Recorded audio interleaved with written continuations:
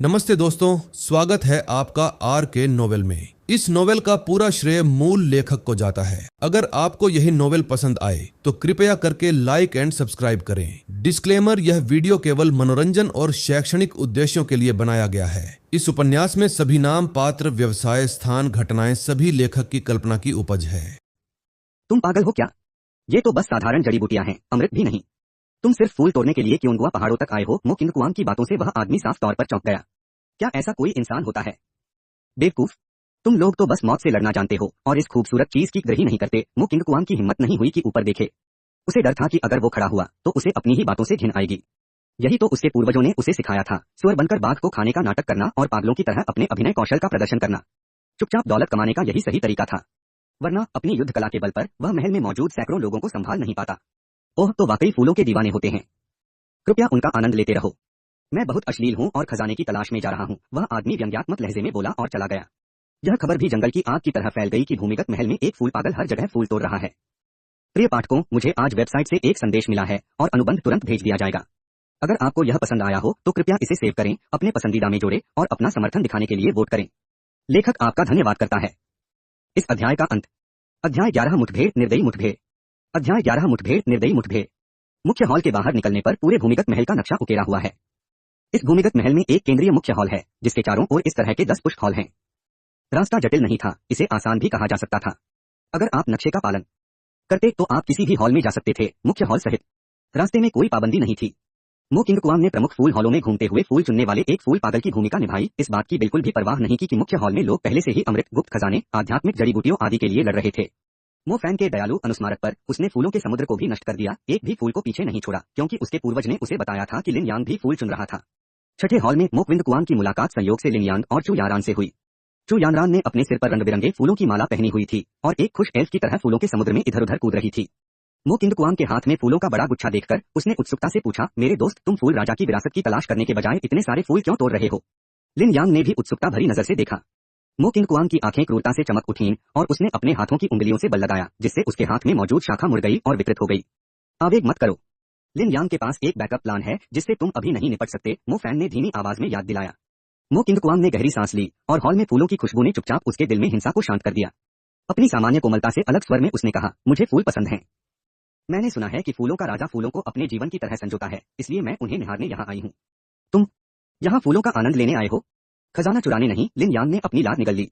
क्या कोई ऐसा अजीब आदमी भी होता है? क्या तुम भी फूल नहीं तोड़ रहे हो? मैंने तुम्हें लड़ाई में शामिल होते नहीं देखा। चू यानरान ने सुना कि यह व्यक्ति एक फूल प्रेमी था और वह अनजाने में उसके प्रति थोड़ा अधिक अनुकूल महसूस करती थी। हम भी फूल प्रेमी हैं, इसलिए हम मौत से लड़ना नहीं चाहते। क्या आपको ऐसा नहीं लगता, भाई लिन यांग? यह सुनकर लिन यांग अजीब तरह से मुस्कुराया और सिर हिलाया। दोनों के बीच धीरे धीरे गर्म होते रिश्ते को ठंडेपन से देखते हुए, अगर वह लिन यांग की वर्तमान ताकत के बारे में चिंतित नहीं होता तो मो किंगकुआंग उस जोड़े को मौके पर ही पीट पीट कर मार डालना चाहता। इस समय इसे उजागर करना अच्छा विचार नहीं था, इसलिए उसने खुश होने का नाटक किया और कहा, सचमुच? तब तो हम सचमुच एक जैसे हैं। लिन यांग, इस व्यक्ति में कुछ अजीब बात है। लिन यांग के दिल में एक बूढ़ी आवाज उठी। क्या हुआ? कुछ अजीब है क्या? लिन यांग ने धीरे से पूछा। यह व्यक्ति लगभग आपकी उम्र का है और उसकी ताकत एक मार्शल आर्टिस्ट के स्तर तक पहुंच गई है। यह स्पष्ट है कि उसमें असाधारण प्रतिभा है। वह निश्चित रूप से फूलों का दीवाना व्यक्ति नहीं है जो मार्शल आर्ट से थक गया है, जैसा कि उसने कहा था। इसके अलावा जो लोग फूलों से प्यार करते हैं वे आमतौर पर बेहतरीन रूप और उत्कृष्ट स्वभाव के होते हैं। बांस की टोपी के नीचे इस आदमी का चेहरा काला और रूखा है और उसने काले कपड़े पहने हैं। वह किसी कुलीन परिवार का युवा स्वामी बिल्कुल नहीं लग रहा है। और तो और वह अपने असली इरादे छिपा रहा है और उसकी बातें बेतुकी हैं। जरूर कुछ गड़बड़ है, औषधि संत ने शांति से कहा। वह एक बूढ़ा लोमड़ी है जो न जाने कितने सालों से जिंदा है। वह लिन यांग जैसे छोटे बच्चों से ऐसी चीजें कैसे छिपा सकता है जो उन्हें दिखाई नहीं देती?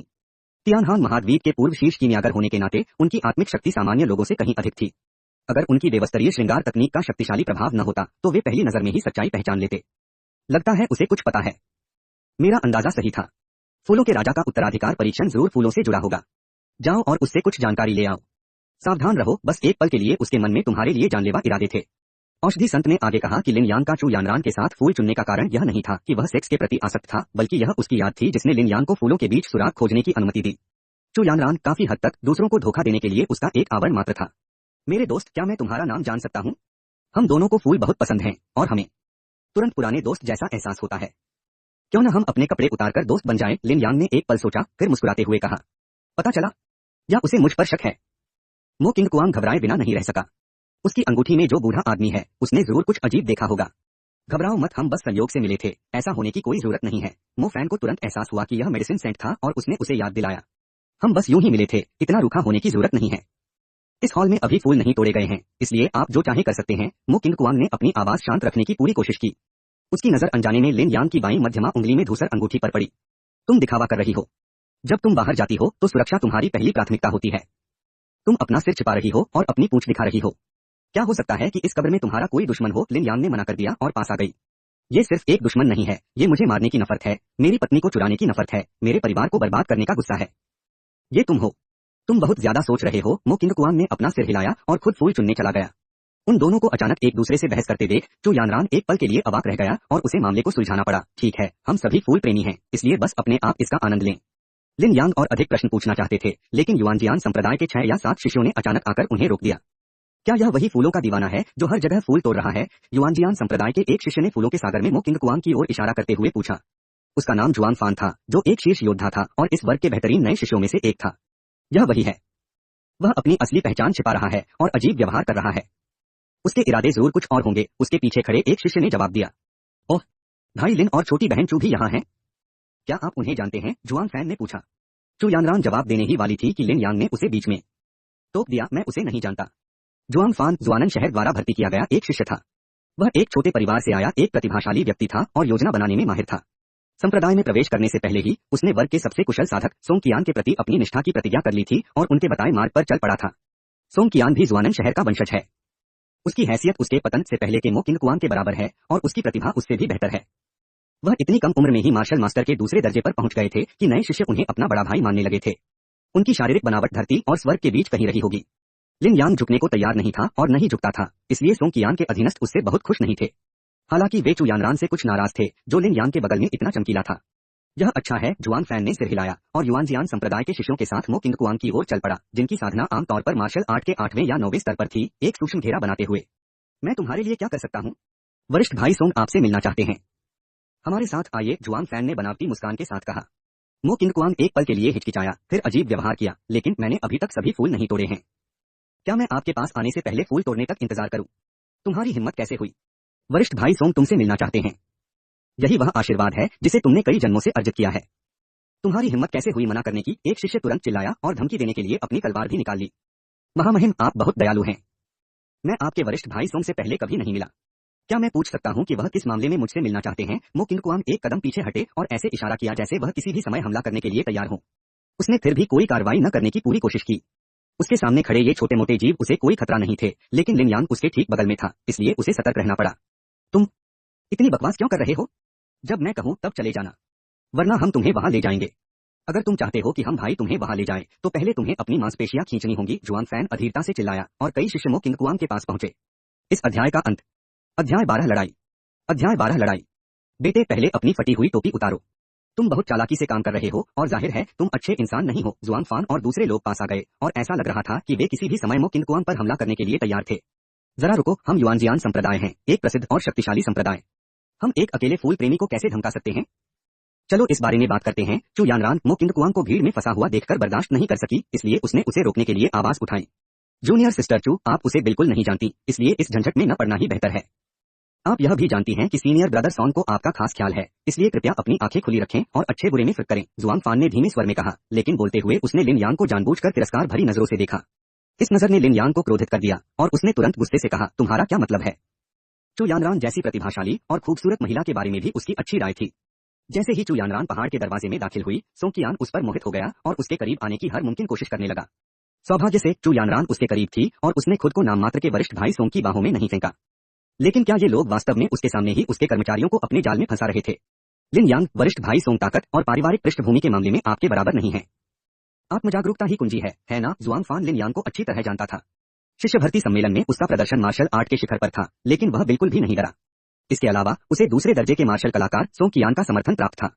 मो किंग कुआंग ने ठंडे मन से देखा और मन ही मन अपने दिल में आग्रह किया कि इन लोगों को लिन यांग से लड़ना चाहिए। वे लिन यांग को पीट पीट कर मार डालने के लायक हैं।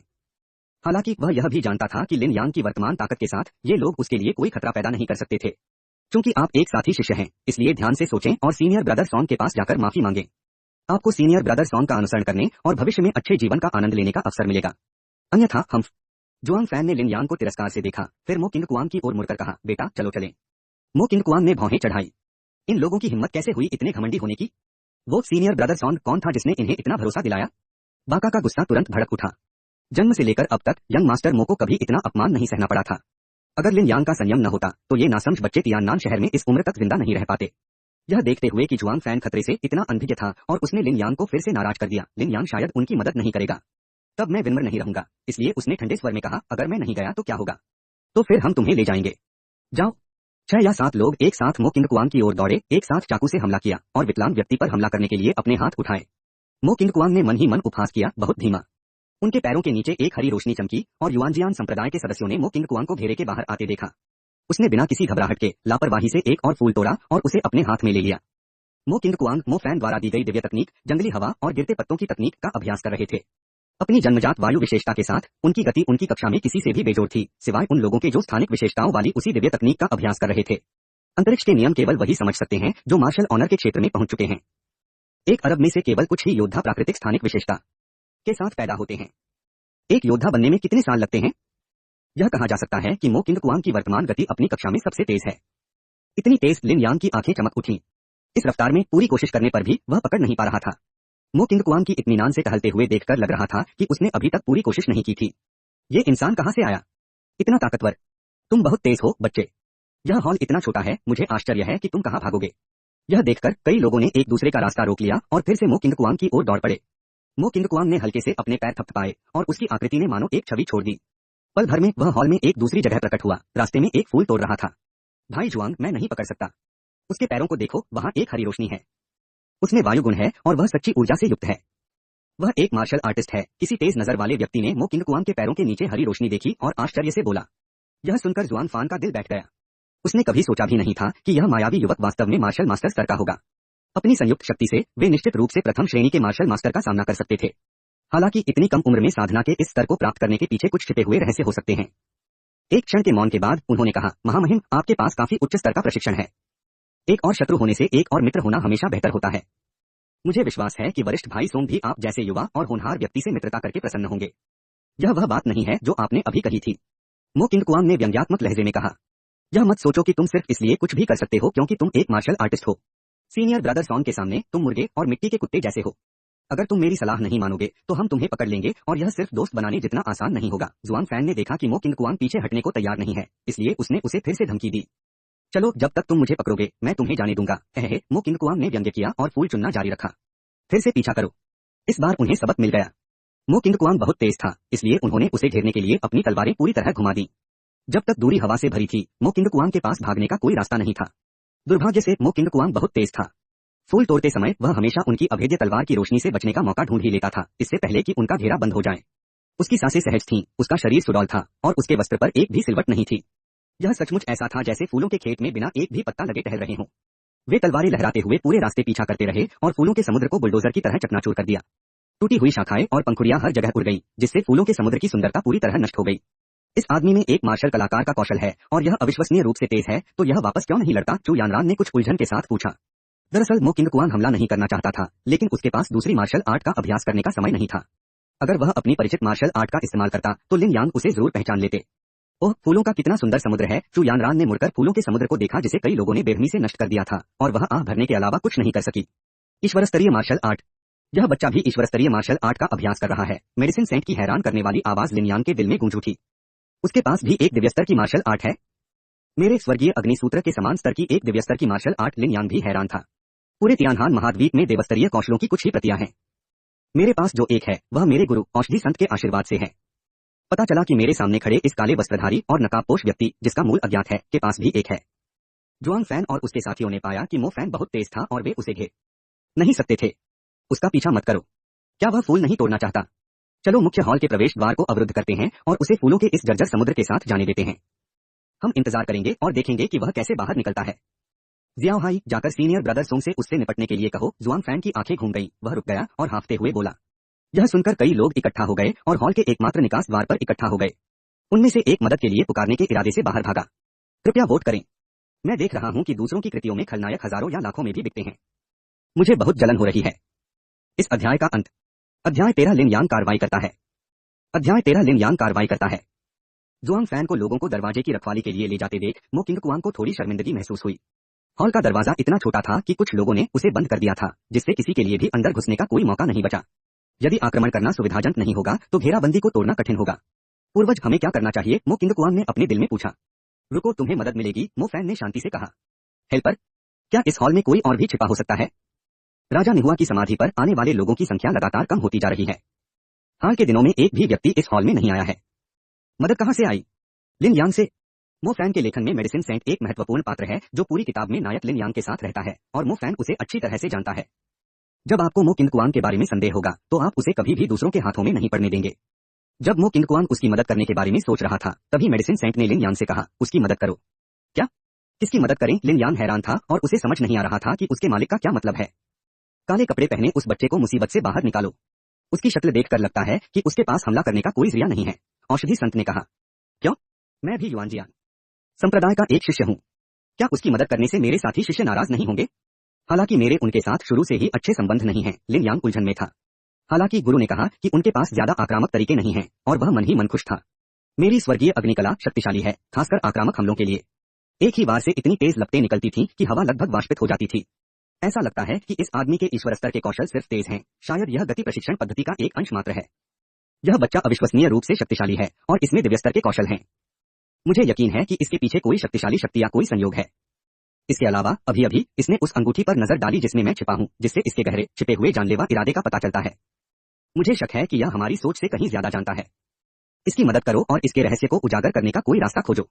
यह अच्छा है। लिन यांग भयभीत था और जब उसने मो किंग कुआंग को देखा तो उसकी आंखों में डर और अधिक जानलेवा इरादे का संकेत था। औषधि संत ही उसकी प्रसिद्धि और उसके सबसे बड़े रहस्य की राजधानी था।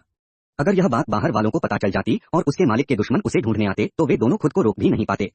हमें इस बच्चे का राज ढूंढना होगा और सुरागों का पीछा करके सच्चाई का पता लगाना होगा, वरना भविष्य में हम निष्क्रिय स्थिति में रहेंगे। चाहे कुछ भी हो जाए, हम उसे दूसरों के हाथों में नहीं पड़ने दे सकते। अपना मन बनाकर लिन यांग दरवाजे की ओर चला गया। जुआंग फान बेबस मो किंग कुआंग पर गर्व से फूला नहीं समा रहा था। चाहे तुम कितने भी चालाक क्यों न हो, तुम्हें मेरे पैरों की धुलाई तो खानी ही पड़ेगी। सीनियर ब्रदर सॉन के आने तक रुको, फिर मैं दरवाजा बंद करके कुत्ते को पीटूंगा और जार में पड़े कछुए को पकड़ लूंगा और साथ ही चू यानरान के सामने भी अपनी शान दिखा सकूंगा। वह कल्पना कर सकता था कि सोंगकियान, जो हमेशा उदार रहता था, उसे कैसे पुरस्कृत करेगा। जुआंग फैन, मैं बाहर जाना चाहता हूँ, लिन यांग ने शांति से कहा। यह सुनते ही मो किंग कुआंग की आंखें चमक उठी। पता चला कि यह शापित लिन यांग उसकी मदद करने आया था। वह दरवाजे पर ही था। अगर वे लिन यांग के भागने का रास्ता बना दें तो अपनी बिजली की गति से वह निश्चित रूप से उसके पीछे पीछे बाहर निकल पाएगा। बूढ़ा आदमी वाकई दूरदर्शी था। कोई सोच भी नहीं सकता था कि लिन यांग अपने प्राणघातक दुश्मन की मदद के लिए सचमुच वापस आएगा। मो फैन के लिए उसकी प्रशंसा कई गुना बढ़ गई। लिन यांग की बातें सुनकर जुआंग फैन ने उसे गुस्से से घूरा। क्या तुम अंधे हो? क्या तुम नहीं देख सकते कि हम लोगों को रोक रहे हैं? अगर तुम्हें फूल तोड़ने का शौक है तो आगे बढ़ो और उन्हें भी तोड़ लो। तुम ऐसा क्यों कर रहे हो? फूलों का यह सागर तुमने बर्बाद कर दिया है। हम अभी भी फूल क्यों तोड़ रहे हैं? मुझे अभी बाहर जाने दो। मुझे अगले हॉल में जाना है। चू यानरान ने नाराजगी से मुंह बनाया। वह लिन यांग के फैसले का समर्थन करेगी। छोटी बहन चू, मैंने किसी को बड़े भाई सोंग को ढूंढने के लिए भेजा है। इस बच्चे के पंख होने पर भी वह भाग नहीं सकता। अगर वह बड़े भाई सोंग के आने से पहले भागने का मौका गवा देता है तो मैं उसके परिणाम भुगतने को तैयार नहीं हूँ। छोटी बहन चू, कृपया मेरे लिए मुश्किलें न खड़ी करें। जुआंग फान चू यानरान के साथ अपेक्षाकृत नरम था। क्या होगा अगर यह लड़की एक दिन होश में आ जाए और उसकी भाभी बन जाए?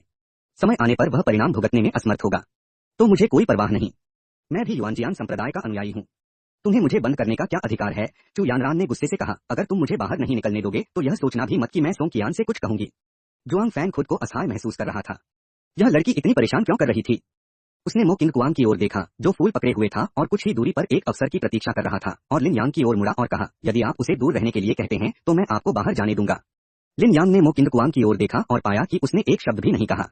वह क्रोधित हो गया और बोला, मुझे क्या करना है यह बताने की तुम्हारी बारी नहीं है। रास्ते से हट जाओ। लिन यांग, टोस्ट लेने से मना मत करना। जुआंग फानहाओ ने कोई कमजोरी नहीं दिखाई। अगर तुम उसे भगाओगे नहीं तो क्या होगा अगर वो भाग गया? वह भागे या न भागे यह तुम्हारा मामला है। मैं तुमसे एक सवाल पूछ रहा हूँ, क्या तुम रास्ते से हट जाओगे? लिन यांग, मैं जूनियर सिस्टर चू को कुछ सम्मान देने के लिए आपसे अच्छी तरह से बात कर रहा हूँ। अगर आप कृतघ्न बने रहे तो मुझे डर है कि आप सीनियर ब्रदर सॉन की पेशकश को सहन नहीं कर पाएंगे। जुआंग फैन ने ठंडे स्वर में कहा, मुझ पर दबाव डालने के लिए सोंगकियान का इस्तेमाल मत करो। उसके पास योग्यता नहीं है। बाहर निकल जाओ। जुआंग फैन को बार बार दूसरों पर दबाव डालने के लिए सोंगकियान का इस्तेमाल करते हुए सुनकर ऐसा लग रहा था जैसे वह सचमुच सोंगकियान से डर गया था। मिट्टी का बुद्ध भी तो गुस्सा हो सकता है। सिर्फ इसलिए कि मैं मुसीबत खड़ी नहीं करना चाहता, इसका मतलब ये नहीं कि मैं सचमुच उससे डरता हूँ। सोंगकियान तो कुछ भी नहीं है। अगर मैं अभी उससे लड़ भी लूं तो भी अपने ईश्वर स्तरीय हुनर के बावजूद मैं हार नहीं जाऊंगा। उसने अपना हाथ उठाया और थप्पड़ मारा। ज्वलंत लाल सच्ची ऊर्जा उसकी हथेली के चारों ओर लिपट गई और एक गर्म सांस के साथ जुआंग फैन पर लगी। जुआंग फैन ने अवचेतन रूप से उसे रोकने के लिए अपनी तलवार उठाई, लेकिन वह पीछे की ओर उड़ गया और अपने पीछे खड़े 2 लोगों को धक्का देकर गिरा दिया। वाह! जुआंग फैन ने जमीन से उठने के लिए संघर्ष किया, मुंह भर खून थूका और वह खून एक फुफकार के साथ जमीन पर जल वाष्प में बदल गया। वह स्वर्गीय अग्नि क्यूई थी जिसे लिन यांग ने उसके शरीर में भेजा था। लिन यांग के प्रहार को झेलने वाली तलवार को देखकर ऐसा लग रहा था जैसे वह अत्यधिक तापमान पर पिघल गई हो, विकृत और मुलायम हो गई हो। यद्यपि यह कोई जादुई हथियार नहीं है, फिर भी यह एक उच्च गुणवत्ता वाली लोहे की तलवार है। वरिष्ठ भाई जुआंग, आप कैसे हैं? कई लोगों ने जुआंग फैन को जल्दी से उठाया। मैंने एक काली परछाई को तेजी से गुजरते देखा और मो किंग कुआंग चला गया, केवल एक वाक्य छोड़कर, धन्यवाद। अब जुआंग फैन यह देखकर इतना क्रोधित हुआ कि उसने एक और खून उगल दिया। उसने इसे पोंछने की भी जहमत नहीं उठाई और लिन यांग को नाराजगी से घूरता रहा, क्यूई पर भूत सवार है। तुम भी मार्शल आर्ट मास्टर स्तर पर हो? तो क्या? लिन यांग ने उसे ठंडेपन से देखा। लिन यांग, तुम बहुत बहादुर हो और खुद को छिपाने में भी माहिर हो, लेकिन तुम तो बस एक मार्शल आर्टिस्ट हो और तुमने सीनियर ब्रदर सॉन्ग को चुनौती देने की हिम्मत कैसे की? अब वो चला गया है। अगर सीनियर ब्रदर सॉन्ग मुझे ढूंढ निकालता है तो मैं तुम्हें उस हथेली के वार का पूरा बदला दूंगा। जुआंग फैन लिन यांग को टुकड़े टुकड़े कर देना चाहता था। मो किंग कुआंग को रोकना एक बड़ी उपलब्धि थी और इसने सोंग कियान को चू यानरान के सामने अपनी धाक जमाने का मौका भी दिया। अब लिन यांग ने अपनी मार्शल आर्ट का हुनर दिखाया और खुद को हरा दिया। चू यानरान के शानदार रूप को देखकर वह उसकी ओर और भी ज्यादा आकर्षित लग रहा था। यह सब उस लानत लिन यांग की गलती है। अगर मैं तुम्हारी जगह होता तो तुम्हें मेरे सामने बकवास नहीं करनी चाहिए थी। अगर किसी कुत्ते को पीटा जाता है तो उसे अपने मालिक को बुलाकर न्याय मांगना चाहिए, लिन यांग ने बिना कोई टिप्पणी किए व्यंग्यात्मक लहजे में कहा। जरा ठहरो, सीनियर भाई सॉन्ग जल्द ही यहाँ आएंगे। अगर तुम अभी घुटने टेककर दया की भीख मांगोगे तो मैं उदारता दिखाते हुए सीनियर भाई सॉन्ग को तुम्हें हल्की सजा और कड़ी चेतावनी देने की इजाजत दे सकता हूँ। इसी समय एक और व्यक्ति दूर से दौड़ता हुआ आया और चिल्लाया, वरिष्ठ भाई जुआंग। यह देखकर जुआंग फान और भी हैरान रह गया, मानो उसकी चोटें पूरी तरह ठीक हो गई हों। उसने विजयी भाव से कहा, वरिष्ठ भाई सोंग आ गए। तुम मर गए। जब वह आदमी दौड़कर उसके पास पहुंचा तो उसने पाया कि वहां सिर्फ वही था। जुआंग फान का चेहरा बदल गया। वरिष्ठ भाई सोंग कहाँ है? भाई जुआंग, भाई सोंग इस समय अपने आदमियों के साथ शाही परिवार के साथ गतिरोध में हैं और वे जा नहीं सकते। मैं आपको तुरंत वापस बुला रहा हूँ। अब जुआंग फैन अपनी सांस नहीं रोक सका और एक बार फिर से उसके मुंह से खून निकल आया और वह बेहोश हो गया। इस अध्याय का अंत। अध्याय 14 यंग लिन सूची।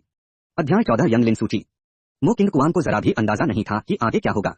क्योंकि उसके ठिकाने पर शक हो चुका था, इसलिए उसके पास अपने लक्ष्य को हासिल करने के लिए जल्द से जल्द फूल इकट्ठा करने के अलावा कोई चारा नहीं था। फिर मुख्य हॉल में प्रवेश करें और परेशान पानी में मछली पकड़े। जब मो किंग कुआंग मुख्य हॉल में दाखिल हुआ तो अंदर का दृश्य देखकर वह दंग रह गया। क्या आपको पता है कि उस हाथापाई में 200 से ज्यादा लोग शामिल थे? चीख पुकार की आवाजें अनथीन थीं। वह मंदिर के द्वार पर खड़ा होकर गौर से देखने लगा।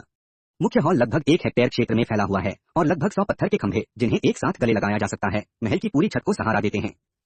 पत्थर के खंभों पर चटकीले फूलों की आकृतियां उकेरी गई थीं। मो किंग कुआंग को यह देखकर आश्चर्य हुआ कि पत्थर के खंभे किसी अनोखी चीज से बने लग रहे थे। इतने सारे लोगों के भीषण युद्ध और अनगिनत हताहतों के बावजूद उन्हें एक खरोंच तक नहीं आई थी। पत्थर के खंभों पर खून का एक निशान भी नहीं था। हॉल में दर्जनों पत्थर की मेजें रखी थीं। हर मेज पर एक छोटा सा पत्थर का बक्सा रखा था, जिनमें से कुछ खोल दिए गए थे, जबकि कुछ अभी भी लाल चमकती हुई दीवारों से सुरक्षित थे और कभी खोले नहीं गए थे। ये राजा निहुआ द्वारा छोड़े गए गुप्त खजाने हैं, मो फैन ने धीरे से कहा। पूर्वज कई प्रतिबंध तोड़ दिए गए हैं और भिक्षु बहुत अधिक हैं और मांस बहुत कम है, मो किंग कुआंग ने कहा। हॉल में 200 से ज्यादा लोग थे और अगर टिप्पणियां की जाती तो इनाम 5 लोगों में बराबर बांट दिया जाता। इसके अलावा कुछ ताकतवर लोग भी थे जो ज्यादा इनाम लेना चाहते थे, इसलिए यह स्वाभाविक है कि दृश्य इतना तीव्र है। हॉल के मध्य में पूरी तरह से फूलों से बने एक सिंहासन पर एक सुंदर मध्यम आयु वर्ग का व्यक्ति बैठा हुआ था। मुझे नहीं पता कि यह कौन सी गुप्त विधि है, लेकिन फूल सिंहासन इतने सालों से मुरझाया नहीं है और यह अभी भी सुंदर और जीवन शक्ति से भरा है। यह शरीर जरूर राजा निहुआ का ही अवशेष होगा।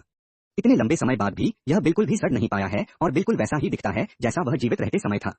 दोस्त अभी अभी आए, मैं यह सोच ही रहा था कि बगल से एक आवाज आई, तुम? मो किंग कुआंग ने सिर घुमाया और देखा कि लगभग 18 साल का एक युवक उसके बगल में खड़ा है। उसकी घनी भौहें और बड़ी बड़ी आंखें थीं और वह देखने में बहुत ही सभ्य लग रहा था। मैं झोंग नियान हूँ, दकी संप्रदाय का एक शिष्य। मुझे आश्चर्य है कि आप किस संप्रदाय या स्कूल से आते हैं। झोंग नियान ने मुट्ठी बांधकर सलामी दी। मेरा कोई संप्रदाय या स्कूल नहीं है, मैं तो बस देहात में घूमता रहता हूँ। मो किंग कुआंग ने उसे कुछ देर तक ऊपर से नीचे तक देखा और सहजता से कहा, हाँ, एक साधारण साधक होते हुए भी तुम इस कीचड़ भरे पानी में उतरने की हिम्मत कर रहे हो। इससे पता चलता है कि तुम्हें अपनी ताकत पर पूरा भरोसा है। यह देखकर कि उसे मनचाहा जवाब नहीं मिला, झोंग नियान नाराज नहीं हुआ और फिर भी मुस्कुराकर उसका अभिवादन किया। मो किंग कुआंग ने पूछा, महल में लड़ाई चल रही है? क्योंकि हम सभी यहाँ खजाने की खोज में हैं, तो भाई झोंग, आप भी लड़ाई में शामिल क्यों नहीं हो जाते?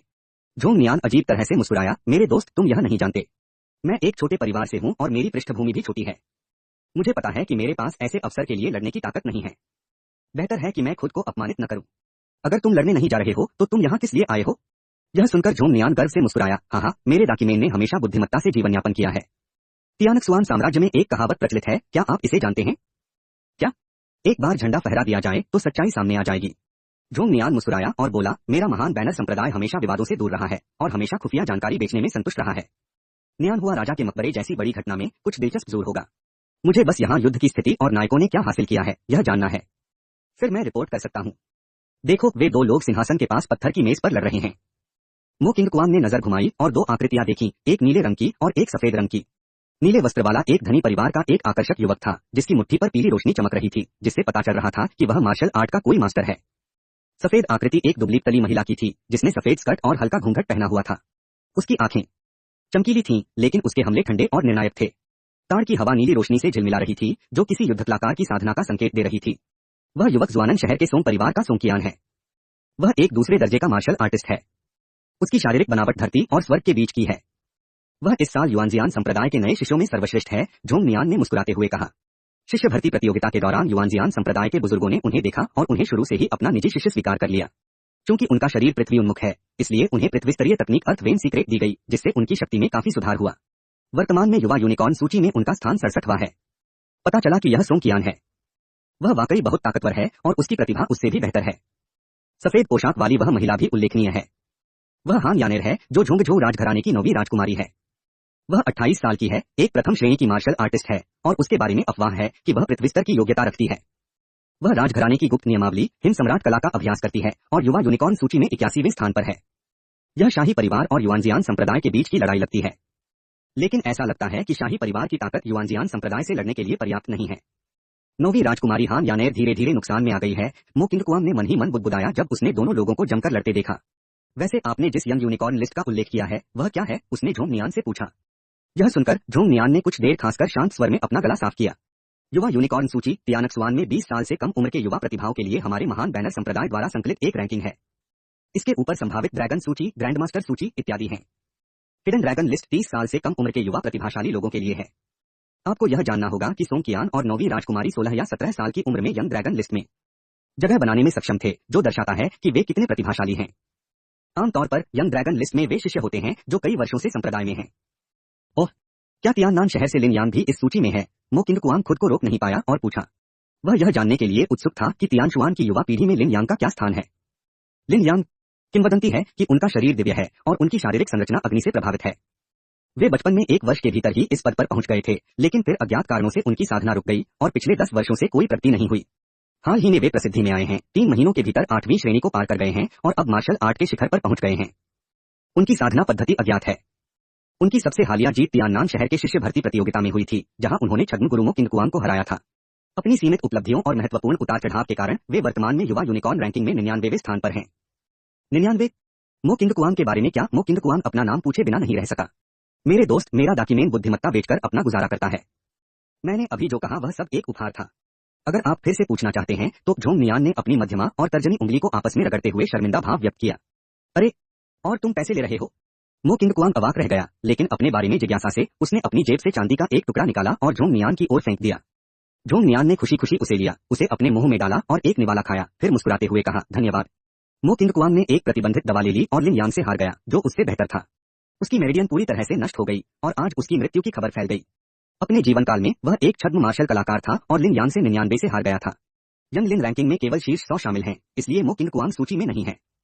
मो किंगकुआंग पागल हो गया और उसने चाहा कि वह अपने सामने वाले आदमी का गला घोंटकर उसे मार डाले। 5 टैल चांदी उस जगह के लिए जो सूची में नहीं थी, और सारी जानकारी मेरी अपनी अपमानजनक हार के बारे में थी। मैं पहले तियाननान शहर में अपराजित था और तुम लोगों ने उसे यूं ही जाने दिया। मो किंगकुआंग को अपनी ओर घूरते देख झोंग नियान का दिल कांप उठा और वह माफी मांगते हुए मुस्कुराया। क्या ऐसा हो सकता है कि मेरे दोस्त का मो किंगकुआंग के साथ कोई पुराना रिश्ता हो? ये सिर्फ एक अतीत नहीं है। मैं वही हूँ, तुम्हें पता है। बूढ़ा नहीं, मो किंगकुआंग ने दुखी होकर कहा। इस समय वह पहले ही मर चुका था और उसे बेवजह परेशान नहीं किया जा सकता था। इस अध्याय का अंत। अध्याय 15 बचा। अध्याय 15 बचा। बकवास बंद करो। तुम्हें उस लड़की की मदद करनी होगी, मो फैन ने उसे याद दिलाया जब उसने देखा कि हान यानर पहले से ही बड़ी मुश्किल में है। हान यानेर तियानशुआन शाही परिवार की 9वीं राजकुमारी हैं। वह सुंदर और प्रतिभाशाली हैं और शाही पीढ़ी में अग्रणी हैं। मो फैन की सेटिंग में लिन यान ने बैरियर ब्रेकिंग पिल को छीन लिया, जिसके लिए वह राजा नियानहा की कब्र में सोंकियान के साथ लड़ रही थी, जिसने उस पर गहरी छाप छोड़ी। इसके बाद हुए चारपंथी मुकाबले में लिन यान स्पष्ट विजेता रहा और हान यानर फिर से उससे हार गई और मन ही मन उससे प्यार करने लगी। लड़कियां ताकतवर लोगों की प्रशंसा करने के लिए ही पैदा होती हैं। अब उसकी योजना में यदि मो किंग कुआंग शाही परिवार के सामने आत्मसमर्पण नहीं करता है तो उसे इस छोटी लड़की की मदद करनी होगी ताकि भविष्य में जब वह झोंग जाए तो उसे पर्दे के पीछे से समर्थन मिल सके। मो किंग कुआंग ने यह सुनकर देखा कि हान यानेर पहले से ही काफी मुश्किल में थी। वह पानी से जुड़ी मार्शल आर्ट का अभ्यास करती थी और उसके हमले हल्के और लगातार थे, लेकिन उनमें ताकत की कमी थी। सोंग कियान का साधना स्तर पहले से ही उससे एक स्तर ऊंचा था और वह एक मजबूत रक्षात्मक ईमानदार पृथ्वी आधारित तकनीक का अभ्यास कर रहा था। हान यानेर के लिए उसे खतरा पैदा करना मुश्किल हो रहा था। इस समय लंबे समय तक लड़ने के बाद वह थक गया था और सोंग कियान द्वारा कदम दर कदम पीछे धकेल दिया गया था। मो किंग कुआंग बेवकूफ नहीं है, बस सोचने में बहुत आलसी है। अब जब उसे अपने पूर्वज मो फैन का मार्गदर्शन मिल गया है तो वह और ज्यादा अनुमान नहीं लगाना चाहता। जब तक पूर्वज कह रहे हैं तो बात सही ही होगी। उसने तुरंत वही करने का फैसला किया जो उसे बताया गया था। जाने से पहले उसने झोंग नियान की तरफ देखा और कहा, मैं लड़ने जा रहा हूँ, तुम रैंकिंग देखते रहो। झोंग नियान ने पीछे से पुकारा, दोस्त मैं तुम्हें याद दिला रहा हूँ कि सोंग कियान और हान यानेर से खिलवाड़ नहीं करना चाहिए। और तुम्हारा नाम क्या है? शायद मैं तुम्हें रैंक देने में मदद कर सकूं। कुआंग क्विंग। कुआंग किंग मो किंग कुआंग द्वारा तैयार किया गया छद्म नाम है। यह किंग कुआंग का उल्टा समानार्थी शब्द है। जब आप बाहर जाते हैं तो आपको हमेशा एक नाम रखना होता है। उसने जंगली हवा और गिरते पत्तों की तकनीक को सक्रिय किया। उसके पैरों पर हरी रोशनी जमा हो गई और उसकी गति नाटकीय रूप से बढ़ गई। उस हॉल में जहां भयंकर लड़ाई हो रही थी वह बिना किसी दबाव के वहां से गुजरा और सीधे सोंग कियान और हान यानर की ओर बढ़ गया, सच्ची ऊर्जा से युक्त। वह एक मार्शल आर्टिस्ट भी है। कितनी तेज रफ्तार है, झोंग नियान यह देखकर बेहद हैरान रह गया। यह आदमी कहां से आया है? मैंने इसके बारे में पहले कभी क्यों नहीं सुना? ओह, मैंने तुमसे कहा था कि उन दो दुष्टों के पास मत जाओ, लेकिन तुम फिर भी चले गए। क्या एक साधारण मार्शल कलाकार की तुलना एक पेशेवर मार्शल कलाकार से की जा सकती है? मो किंग कुआंग को सीधे उस जगह जाते देख जहां सोंग कियान और हान यानर लड़ रहे थे, झोंग नियान थोड़ा चिंतित हुए बिना नहीं रह सका। मो किंग कुआंग युद्ध समूह के बीच से हल्के और लापरवाही से आगे बढ़ रहा था और ये अराजक और घने हमले उसे शायद ही कोई नुकसान पहुंचा सके। अरे रुको, क्या तुमने अभी अभी किसी आकृति को गुजरते हुए देखा? युआनजियान संप्रदाय के एक शिष्य ने अचानक झोंगझो शिष्य को रोक दिया जो उस पर तलवार से वार करने वाला था। झोंगझो शिष्य ने अनजाने में अपनी गति धीमी कर ली, चारों ओर देखा और संदेह से कहा, नहीं। युआनजियान संप्रदाय के शिष्य ने भी आश्चर्य से भौहें चढ़ाई, अगर कोई नहीं है तो कोई नहीं है। शायद मैं चीजों को गलत देख रहा हूँ। लड़ते रहो, तलवार पर नजर रखो। धिक्कार है बेशर्म, अगर तूने रुकने के लिए नहीं कहा होता तो मेरी तलवार तुझ पर लग जाती। यह तुम्हारी अपनी मूर्खता है। नौवीं राजकुमारी, मैंने सुना है कि जो कोई भी आपका घूंघट उतार सकता है वह आपकी पत्नी बन सकती है। सोंग कियान ने धीरे धीरे हान यानर को एक निराशाजनक स्थिति में धकेल दिया और हंसी। हान यानर के बारे में कहा जाता है कि वह अद्भुत सुंदरता की धनी है। हालांकि इस समय उसका चेहरा ढका हुआ है, लेकिन उसकी सुंदर आकृति को देखते हुए वह अवश्य ही एक दुर्लभ सुंदरी होगी। जहां तक कुलीन परिवारों के युवा स्वामियों की बात है, उन सभी में कामुक और लालची होने की एक ही बुरी आदत होती है। क्या तुम्हें लगता है कि तुम इसके लायक हो? हान यानर ने अपने दांत पीस लिए, उसकी खूबसूरत आंखें जानलेवा इरादे से भर गईं और उसने ठंडे स्वर में गालियां दी। अब तुम्हारी ताकत खत्म हो गई है। अगर तुम्हें यह बाधा भंजक गोली चाहिए तो मुझे तुम्हारा पर्दा हटाने दो और मैं तुम्हें दे दूंगा। मैं युआनजियान संप्रदाय के नए शिष्यों में सबसे बड़ा भाई हूँ, इसलिए मैं तुम्हारा अपमान नहीं करूंगा। सोंग कियान हंसा और हान यानर को ऐसे देखा जैसे वह पहले से ही उसकी जेब में हो। तुम्हारी हिम्मत कैसे हुई? तुम देहाती राजकुमारी से बदतमीजी करने की तुम्हारी हिम्मत कैसे हुई? दो शाही परिवार के सदस्य जो उनके पास ही अपने विरोधियों से लड़ रहे थे ने सोंग कियान को हान यानर से बदतमीजी से बात करते देखा, जोर से चिल्लाए और अपने विरोधियों को सोंग कियान पर हमला करने के लिए छोड़ दिया। सोंग कियान ने व्यंग्य किया, तुम्हें अपनी सीमाएं नहीं पता है। उसकी नजर में युद्ध कला के शिखर पर पहुंचे दोनों युवक किसी भी तरह का खतरा नहीं थे। अपने हाथों में पीली रोशनी लपेटे उसने अपनी ओर आती दो तलवारों का सामना किया। उसकी हथेलियां तलवार की ओर थीं, लेकिन तलवार उसे जरा भी चोट नहीं पहुंचा सकी। जैसे जैसे ताकत बढ़ती गई उसकी हथेलियां आगे बढ़ती गईं और तलवार मुड़ी और दोनों आदमियों की छाती पर लगी। झोंगझो संप्रदाय के दो शीर्ष स्तर के योद्धाओं ने आकाश में खून उगला और पीछे की ओर उड़ गए, उनके जीवन या मृत्यु का पता नहीं चला। नौवीं राजकुमारी, आपके पति आपकी अद्वितीय सुंदरता की प्रशंसा करने के लिए यहाँ हैं। सोंग कियान मंद मंद मुस्कुराया और धीरे धीरे हान यानर के पास पहुंचा। यहाँ से चले जाओ। अगर तुम मेरा घूंघट भी खोल दोगे तो भी मैं तुमसे शादी नहीं करूंगी। मैं तुम्हें मारने की पूरी कोशिश जरूर करूंगी और फिर आत्महत्या कर लूंगी। इसे मेरी शपथ तोड़ना नहीं माना जाएगा। हान यानर इतनी गुस्से में थी कि उसने चाहा कि वह इस बदमाश के टुकड़े टुकड़े कर दे, लेकिन अभी तो मैं लापरवाह हो गया और मुझे चोट लग गई। अब अगर मैं बचना भी चाहूँ तो कामयाब होना मुश्किल होगा। अगर तुम और करीब आए तो मैं तुम्हारे सामने आत्महत्या कर लूंगी। सोंग कियान को करीब आते देख हान यानर ने अपनी हथेली उठाई और अपने मुकुट पर थप्पड़ मारा। अगर उसकी शादी युआनजियान संप्रदाय के किसी व्यक्ति से हो जाती तो क्या वह शाही परिवार में मजाक का पात्र नहीं बन जाती? मैं मर भी जाऊं तो भी इस दुष्ट खलनायक को कामयाब नहीं होने दूंगा। सोंग कियान उसे उसकी इच्छा कैसे पूरी करने देता? वह आगे बढ़ा और हान यानर का हाथ खोल दिया जो आत्महत्या करने ही वाला था। नौवीं राजकुमारी, तुम्हारे पति ने अभी तक तुम्हारा पक्ष नहीं लिया है, तुम उसे कैसे छोड़ना चाह सकती हो? वह अश्लीलता से मुस्कुराया और हान यानर का घूंघट हटाने के लिए आगे बढ़ा, जो प्रतिरोध करने की क्षमता खो चुकी थी। तुम्हारी हिम्मत, मेरा शाही परिवार तुम्हें कभी जाने नहीं देगा। हान यानर को फिर से चोट लगी। उसकी सफेद कलाई थोड़ी लाल और सूजी हुई थी। उसका शरीर कमजोर होता जा रहा था। वह बस आखिरी प्रतिरोध ही कर सकती थी। तुम्हारा शाही परिवार पतन की ओर है, फिर भी तुम मेरे युआनजियान संप्रदाय को चुनौती देने की हिम्मत कर रहे हो। बेहतर होगा कि तुम मेरी बात मानो। भविष्य में तुम्हें युआनजियान संप्रदाय में रहने की जगह मिलेगी। सोंग कियान को इसकी परवाह नहीं थी और वह अपने हाथ हिलाता रहा। अपने परिवार की बिगड़ती स्थिति और इस तथ्य के बारे में सोचते हुए कि वह इस अशिष्ट और अनैतिक बदमाश द्वारा छेड़छाड़ की जाने वाली थी, हान यानर की खूबसूरत आंखों में आंसू आ गए और उसने निराशा में उन्हें बंद कर लिया। हान यानेर को पराजित और बंदी बना हुआ देखकर दूरी पर मौजूद शाही परिवार के सदस्य उसे सहारा देने के लिए दौड़े, लेकिन वे बहुत दूर थे और केवल चिल्ला सके, रुको, तुम्हारी हिम्मत कैसे हुई? जब हान यानर को लगा कि वह बर्बाद हो गई है, तभी एक तेज हवा चली और एक गर्म बड़े हाथ ने उसकी नाजुक कमर को गले लगा लिया। सोंग कियान उस समय क्रोधित हो गया जब उसने देखा कि काले कपड़े पहने एक व्यक्ति जिसने नकाब और शंक्वाकार टोपी पहनी थी, उसके मुंह से भोजन छीनने का साहस कर रहा था। घूंघट उठाने के बारे में सोचे बिना ही उसने हान यानर के पीछे बांस की टोपी वाले आदमी को थप्पड़ मार दिया। वह आदमी पीछे नहीं हटा बल्कि आगे बढ़ा। उसकी हथेली हरे प्रकाश में लिपटी हुई थी और उसने सीधे सोंग कियान को अपनी हथेली से मारा। मार्शल मास्टर सोंग कियान पहले तो चौंका, फिर उसने महसूस किया कि उस हथेली से एक शक्तिशाली और तेज बल आ रहा है और उसके शरीर में प्रवेश कर रहा है। दोनों एक दूसरे के संपर्क में आए और पीछे की ओर उड़ गए। काले कपड़े पहने आदमी ने हान यानर की ओर देखा और धीरे धीरे गिरते हुए कैटकिंस की तरह 7 या 8 मीटर की दूरी पर पीछे हट गया। सोंग कियान अपने शरीर को स्थिर करने से पहले 7 या 8 कदम पीछे हट गया और उसके शरीर में असली ऊर्जा मंथन कर रही थी। उसने आश्चर्य और संदेह से काले कपड़े पहने आदमी की ओर देखा, तुम कौन हो? इस अध्याय का अंत।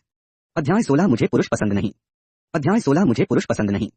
जो व्यक्ति आया था उसका नाम मो किंग कुआंग था। उसने सोंग कियान को ठंडी नजरों से देखा और उसकी हथेलियां दुखने लगीं। हालांकि सोंग कियान का चरित्र अहंकारी था, उसकी ताकत वास्तव में उसकी प्रतिष्ठा के अनुरूप थी। जब वह अभी उससे भिड़ा तो उसने महसूस किया कि सोंग कियान की हथेली लोहे की तरह सख्त और बेहद भारी थी। भले ही मो किंग कुआंग को दिव्यस्तर के कौशल द्वारा संरक्षित किया गया था और उसका आधार गहरा था, फिर भी वह अधिक लाभ प्राप्त करने में सक्षम नहीं था। तुम कौन हो? सोंग कियान ने सदमे और गुस्से से भरी आवाज में कहा। वह 9वीं राजकुमारी का अनावरण करने और उस चेहरे को देखने से बस एक कदम दूर था जिसकी प्रशंसा पूरा तियानशुआन करेगा। वह व्यक्ति कहीं से प्रकट हुआ और बिना किसी चोट के उसके गुस्से भरे हाथ के प्रहार को झेल गया। उसने एक महिला को पकड़ रखा था, लेकिन उसे जितनी दूर धकेला गया था वह उतनी दूर नहीं थी जितनी दूर वह पीछे हट गया था। झोंग नियान, जो महल के प्रवेश द्वार पर मो किंग कुआंग को देख रहा था, पहले से ही दंग रह गया था। क्या ये किसी छिपे हुए परिवार द्वारा विकसित की गई प्रतिभा है? वो सोंग कियान को टक्कर दे सकता है और उससे भी आगे निकल सकता है। यह पता चला कि वह वास्तव में एक प्रतिभाशाली व्यक्ति है जो सोंग कियान के साथ प्रतिस्पर्धा करने के लिए योग्य है। कुआंग किंग, इस यंग यूनिकॉर्न सूची में आपका स्थान है। हॉल में मो किंग कुआंग मुस्कुराए और हल्के से कहा, मेरे लिए मैं सिर्फ एक नायक हूं जो सुंदरता को बचाता है। एक नायक एक खूबसूरत औरत को बचा रहा है। कैसा नायक अपना असली रूप छुपा रहा है? सोंग कियान ने व्यंग्य किया। युआनजियान संप्रदाय के अनुयायी कहां हैं? उन्हें घेर लो। एक जोरदार शोर के साथ युआनजियान संप्रदाय के कई अनुयायी सोंग कियान के चारों ओर इकट्ठा हो गए। वे संख्या में बहुत बड़े और शक्तिशाली थे और उन्होंने घेराबंदी कर ली। अगर हिम्मत है तो अपनी टोपी उतारो, हमें तुम्हारा वीरतापूर्ण व्यवहार देखने दो। यह देखकर सोंग कियान को राहत मिली। हान यानर की तरफ से भी कई शाही परिवार के सदस्य थे। लगभग 100 लोग एकत्र हुए और दोनों पक्षों में एक बार फिर टकराव हुआ। मैंने एक बार कसम खाई थी कि जो भी मेरा चेहरा देखेगा मैं उसी से शादी करूंगी। तुम मुझसे शादी करना चाहती हो? नहीं नहीं, मुझे मर्द पसंद नहीं। मो किंग कुआंग ने शर्मिंदगी से सिर हिलाया। सभी लोग हंस पड़े, लेकिन सोंग कियानरू के गुस्से भरे भाव को देखकर उन्हें अपनी हंसी रोकनी पड़ी। वह 10 साल से ज्यादा समय से एक बदचलन जिंदगी जी रहा है जो सोंग कियान से भी बदतर है। दूसरों का अपमान करने की उसकी क्षमता उसके पूर्वज मो फैन से भी कहीं ज्यादा हो गई है। लेकिन इससे कोई फर्क नहीं पड़ता कि उसने दूसरों को चोट पहुंचाई, लेकिन संयोग से उसने वास्तव में 9वीं राजकुमारी हान यानर के दुखते स्थान को छू लिया। क्या मतलब है तुम्हारा? तुम दोस्त और दुश्मन में फर्क नहीं कर सकती और तुम मेरा मजाक उड़ा रही हो? क्या तुम्हें नहीं पता कि इस शपथ ने सोंग कियान को लगभग उसका नाम मात्र का पति बना दिया था? मुझे बचाने की वजह से तुम मेरे प्रति अनादर मत करो। आखिरकार मैं अभी भी तियानक्सुआन की 9वीं राजकुमारी हूँ। हान यानेर ने मो किंग कुआंग को गुस्से से घूरा और कमजोरी से कहा, तुम मुझे कब तक पकड़े रखना चाहते हो? जब मो किंग कुआंग ने यह सुना तो उसने पाया कि उसके हाथ अभी भी हान यानेर की पतली कमर पर थे। उसकी उंगलियों और उसकी स्कर्ट के बीच से उसे एक मुलायम एहसास हुआ। क्योंकि वे बहुत पास थे, हान यानेर के शरीर से निकलती लड़कियों जैसी खुशबू मो किंग कुआंग के नथुनों में भी घुस गई, जिससे उसे थोड़ा आश्चर्य हुआ।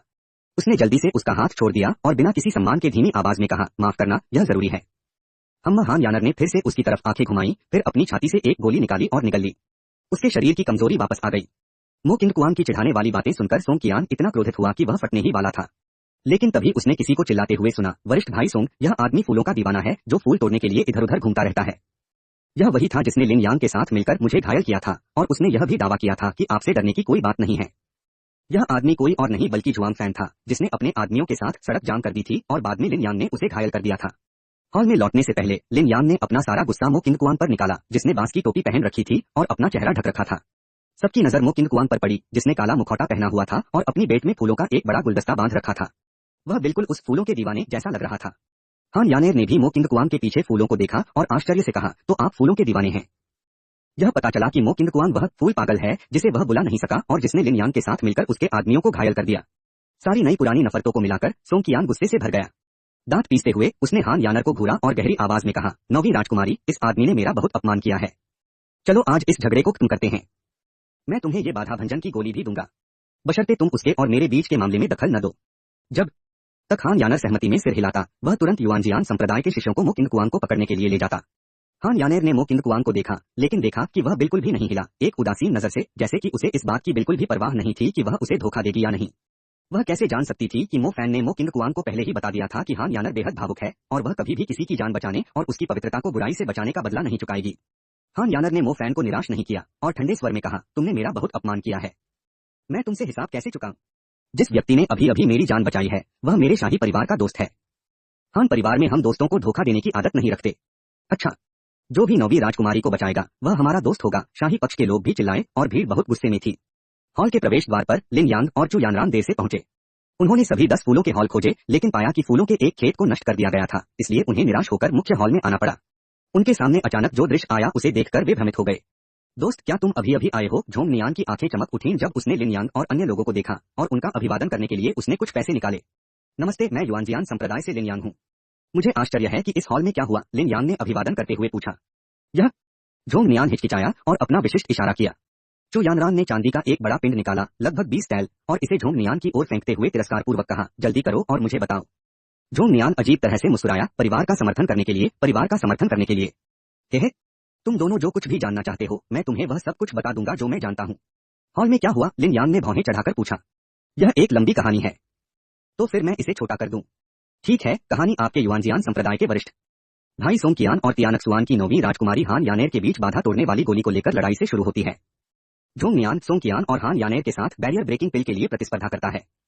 हान यानेर असफल हो जाता है और उसे पकड़ लिया जाता है। जब झोंग नियान हान यानेर का पर्दाफाश करने ही वाला होता है तभी मो किंगकुआंग कहीं से प्रकट होता है और उसे बचा लेता है। मो किंगकुआंग और सोंग कियान ने एक दूसरे पर हथेलियां चढ़ाई और मो किंगकुआंग का पलड़ा भारी हो गया। बोलते बोलते झोंग नियान ने मो किंगकुआंग का छद्म नाम बता दिया था, तो उसका नाम कुआंग किंग है। वह इतना शक्तिशाली है कि सोंग कियान से बिना हारे लड़ सकता है, लिन यांग ने धीरे से कहा। उसे इस बात का जरा भी अंदाजा नहीं था कि निकट भविष्य में वह मो किंगकुआंग की तरह अनाड़ी तरीकों का इस्तेमाल करेगा और यांग लिन के छद्म नाम से दुनिया भर में यात्रा करेगा। भाई लिन, क्या आप कुआंग किंग को जानते हैं? मैंने अभी आपके युआनजियान संप्रदाय के जुआन फैन से सुना है कि आपने और कुआंग किंग ने मिलकर उसे घायल कर दिया है। झोंग नियान को अचानक जुआन फैन के शब्द याद आ गए और उन्होंने उन्हें लिन यांग के नाम से जोड़ दिया। जुआन फैन, क्या हमें उसे घायल करने के लिए सेना में शामिल होने की जरूरत है? लिन यांग ने उपहास किया और परवाह नहीं की। यानरान, चलो मस्ती में शामिल हो जाएं। जब हम यहाँ हैं तो हम कुछ हासिल कैसे न करें? पहला आंतरिक शिष्य स्थान मेरा ही होना चाहिए। यह कहने के बाद वह चू यानरान को हॉल में ले गया। इस अध्याय का अंत। अध्याय 17 गोली को पकड़ना। अध्याय 17 गोली को पकड़ना। लिन यांग, तुम अब भी आने की हिम्मत कर रहे हो?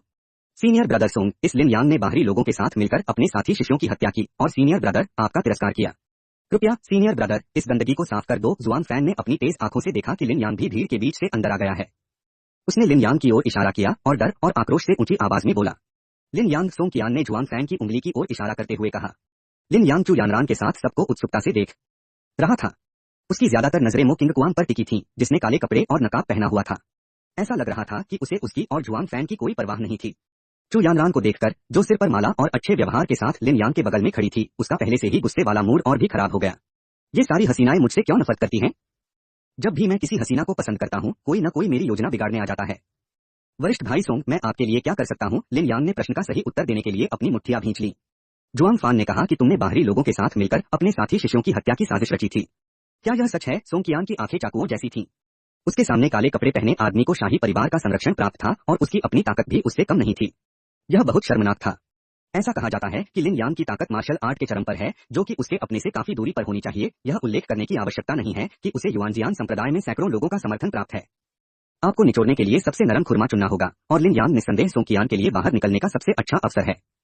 वरिष्ठ भाई सोंग, आपने गलतफहमी जताई है। कुछ लोगों ने दरवाजा बंद कर दिया था और यानरान और मुझे बाहर नहीं जाने दिया। उन्होंने जानबूझकर आपकी निंदा भी की, यह कहते हुए कि यह आपका ही विचार था। जो कोई भी साथी शिष्यों को शर्मिंदा करेगा और आपकी प्रतिष्ठा को इस तरह बर्बाद करेगा, मैं लिन यांग उसे जाने नहीं दूंगा। लिन यांग के मन में एक पूर्व धारणा थी और उसने जिम्मेदारी फिर से जुआन फैन पर डाल दी। इसके अलावा क्या मुझे जुआन फैन जैसे चरित्र से निपटने के लिए दूसरों के साथ मिलकर काम करने की जरूरत है? सोंग कियान की आंखें स्थिर हो गईं। लिन यांग काफी वाकपटु था। यद्यपि वह अभिमानी और दबंग होने का आदी था और लोगों को दरवाजा बंद करने के लिए भेजना शर्मनाक नहीं समझता था, लेकिन अब वह युआनजियान संप्रदाय के शिष्यों का नाम मात्र का नेता था और उसे संप्रदाय की प्रतिष्ठा पर विचार करना था। लिन यांग ने यह पहले ही कह दिया था, इसलिए वह बहस जारी नहीं रखना चाहता था ताकि विपरीत शाही परिवार द्वारा खुद को मूर्ख न बनाया जाए। सोंग कियान ने जुआंग फैन को गुस्से से घूरते हुए कहा, तुम एक ऐसे आदमी हो जो दूसरों की मदद करने की बजाय परेशानी पैदा करने की अधिक संभावना रखते हो।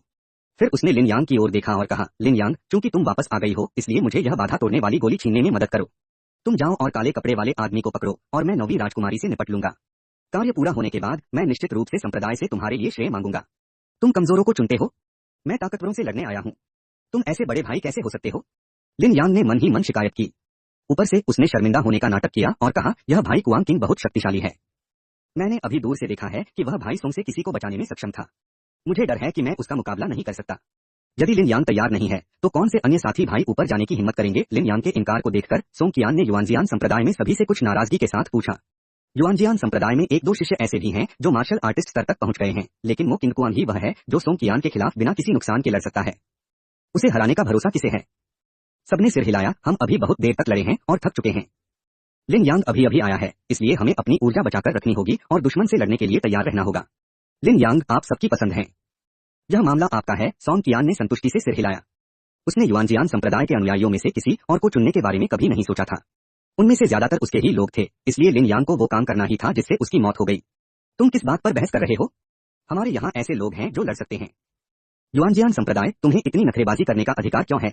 इसी समय शाही खेमे से एक व्यक्ति बाहर कूद पड़ा। वह आदमी दुबला पतला था, घनी भौहों और बड़ी आंखों वाला और जवानी के बावजूद घनी दाढ़ी वाला। उसकी सबसे बड़ी खासियत उसकी बड़ी नाक थी जो उसके चेहरे का लगभग 5वां हिस्सा घेरती थी। वह तांग यू था जो शाही रक्षकों के सेनापति तांग तियान का पुत्र था। वह शाही परिवार में 9वीं राजकुमारी के अलावा एकमात्र अन्य मार्शल कलाकार भी था। मिस्टर सोंग, आपने अभी अभी 9वीं राजकुमारी से बदतमीजी से बात की। मैं आपकी ज़बान खींच लूंगा। तांग यू ने तलवार हाथ में लिए सोंग यांग की ओर इशारा किया। उसके पिता एक अनुभवी जनरल थे और बचपन से ही सेना में थे, इसलिए उनका स्वभाव बहुत गुस्सैल था।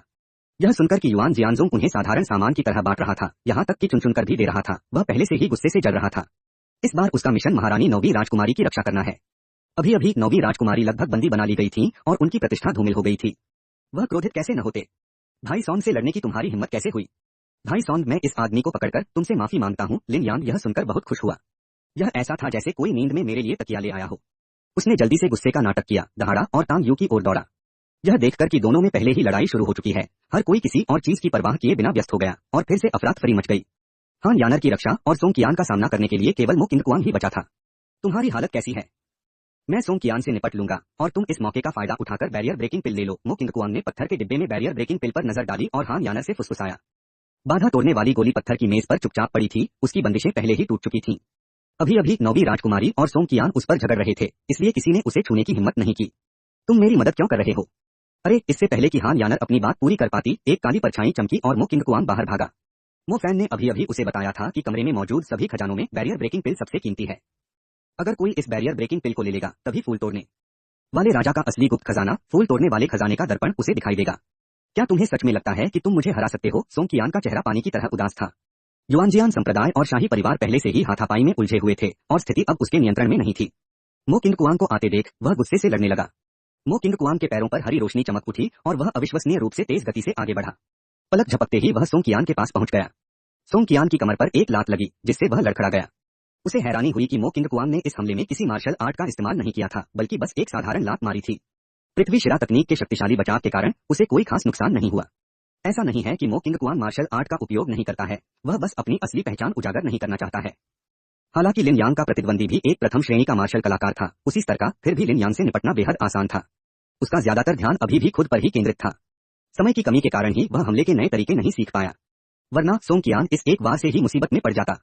हान यानेर ने यह देखकर आह भरी और मो किंगकुआंग से बहुत नफरत की कि उसने इस किक के साथ अपनी शक्तिशाली मार्शल आर्ट का प्रदर्शन क्यों नहीं किया, जिससे सोंग कियान की आधी जान चली जाती। सोंग कियान को पहले तो झटका लगा और वह गुस्से से आग बबूला हो गया। उसने पलटकर मो किंगकुआंग पर पीली रोशनी में लिपटी अपनी मुट्ठी से जोरदार मुक्का मारा। यह मुक्का इस समय उनका सबसे शक्तिशाली आक्रामक तरीका है। अगर कोई आम इंसान इसे मार दे तो या तो उसकी मौत हो जाएगी या वह घायल हो जाएगा। मो किंगकुआंग ने व्यंग्य किया, उसका मुक्का काफी शक्तिशाली था, लेकिन दुर्भाग्य से यह बहुत धीमा था। यह आश्चर्य की बात होगी कि क्या यह मुझे मार पाएगा। वह चमक उठा और सोंग कियान के शक्तिशाली हमले को हल्के से चकमा दे दिया, फिर अचानक उसके पीछे प्रकट हुआ और सोंग कियान के सिर पर झटका मारा। लिन यांग तांग यू से जूझ रहा है। ऊपरी तौर पर दोनों बराबरी पर दिख रहे हैं, लेकिन असल में लिन यांग अपनी ताकत का सिर्फ एक तिहाई ही इस्तेमाल कर रहा है। वह मो किंगकुआंग की ताकत पर गौर कर रहा था। उसे हमेशा मो किंगकुआंग से अपनापन सा महसूस होता था। एक प्रतिभाशाली व्यक्ति के रूप में जो सोंग कियान के साथ प्रतिस्पर्धा कर सकता है, यह असंभव है कि उसने मार्शल आर्ट का अभ्यास नहीं किया है, लेकिन वह इसका उपयोग करने के लिए अनिच्छुक रहा है, इसलिए वह कुछ छिपा रहा होगा। इस अध्याय का अंत। अध्याय 18। अध्याय 18। मो किंग कुआंग की धरती हिलाने की हरकत से सोंग कियान नाराज हो गया। पृथ्वी शिराकला मूल रूप से अपनी मोटाई के लिए जानी जाती थी और गति में अच्छी नहीं थी। मो किंग कुआंग के पास दिव्य स्तर की मार्शल आर्ट तकनीक, जंगली हवा और गिरती पत्तियां हैं जो गति पर जोर देती है। हालांकि सोंग कियान का हमला जोरदार था, लेकिन उसके पास मो किंग कुआंग को मारने का कोई मौका नहीं था। वह इतना गुस्से में था कि उसकी आंखें लाल हो गईं और वह लगभग पागल हो गया। बाहरी लोगों के लिए, विशेष रूप से महल के द्वार पर खड़े झोंग नियान के लिए यह और भी अधिक चौंकाने वाला था। सोंग कियान 16 साल की उम्र में युवा प्रतिभा सूची में 67वें स्थान पर एक शीर्ष प्रतिभाशाली व्यक्ति है, लेकिन वह कुआंग किंग के कपड़ों के कोने को भी नहीं छू सकता था। कुआंग किंग ने कोई मार्शल आर्ट नहीं इस्तेमाल किया।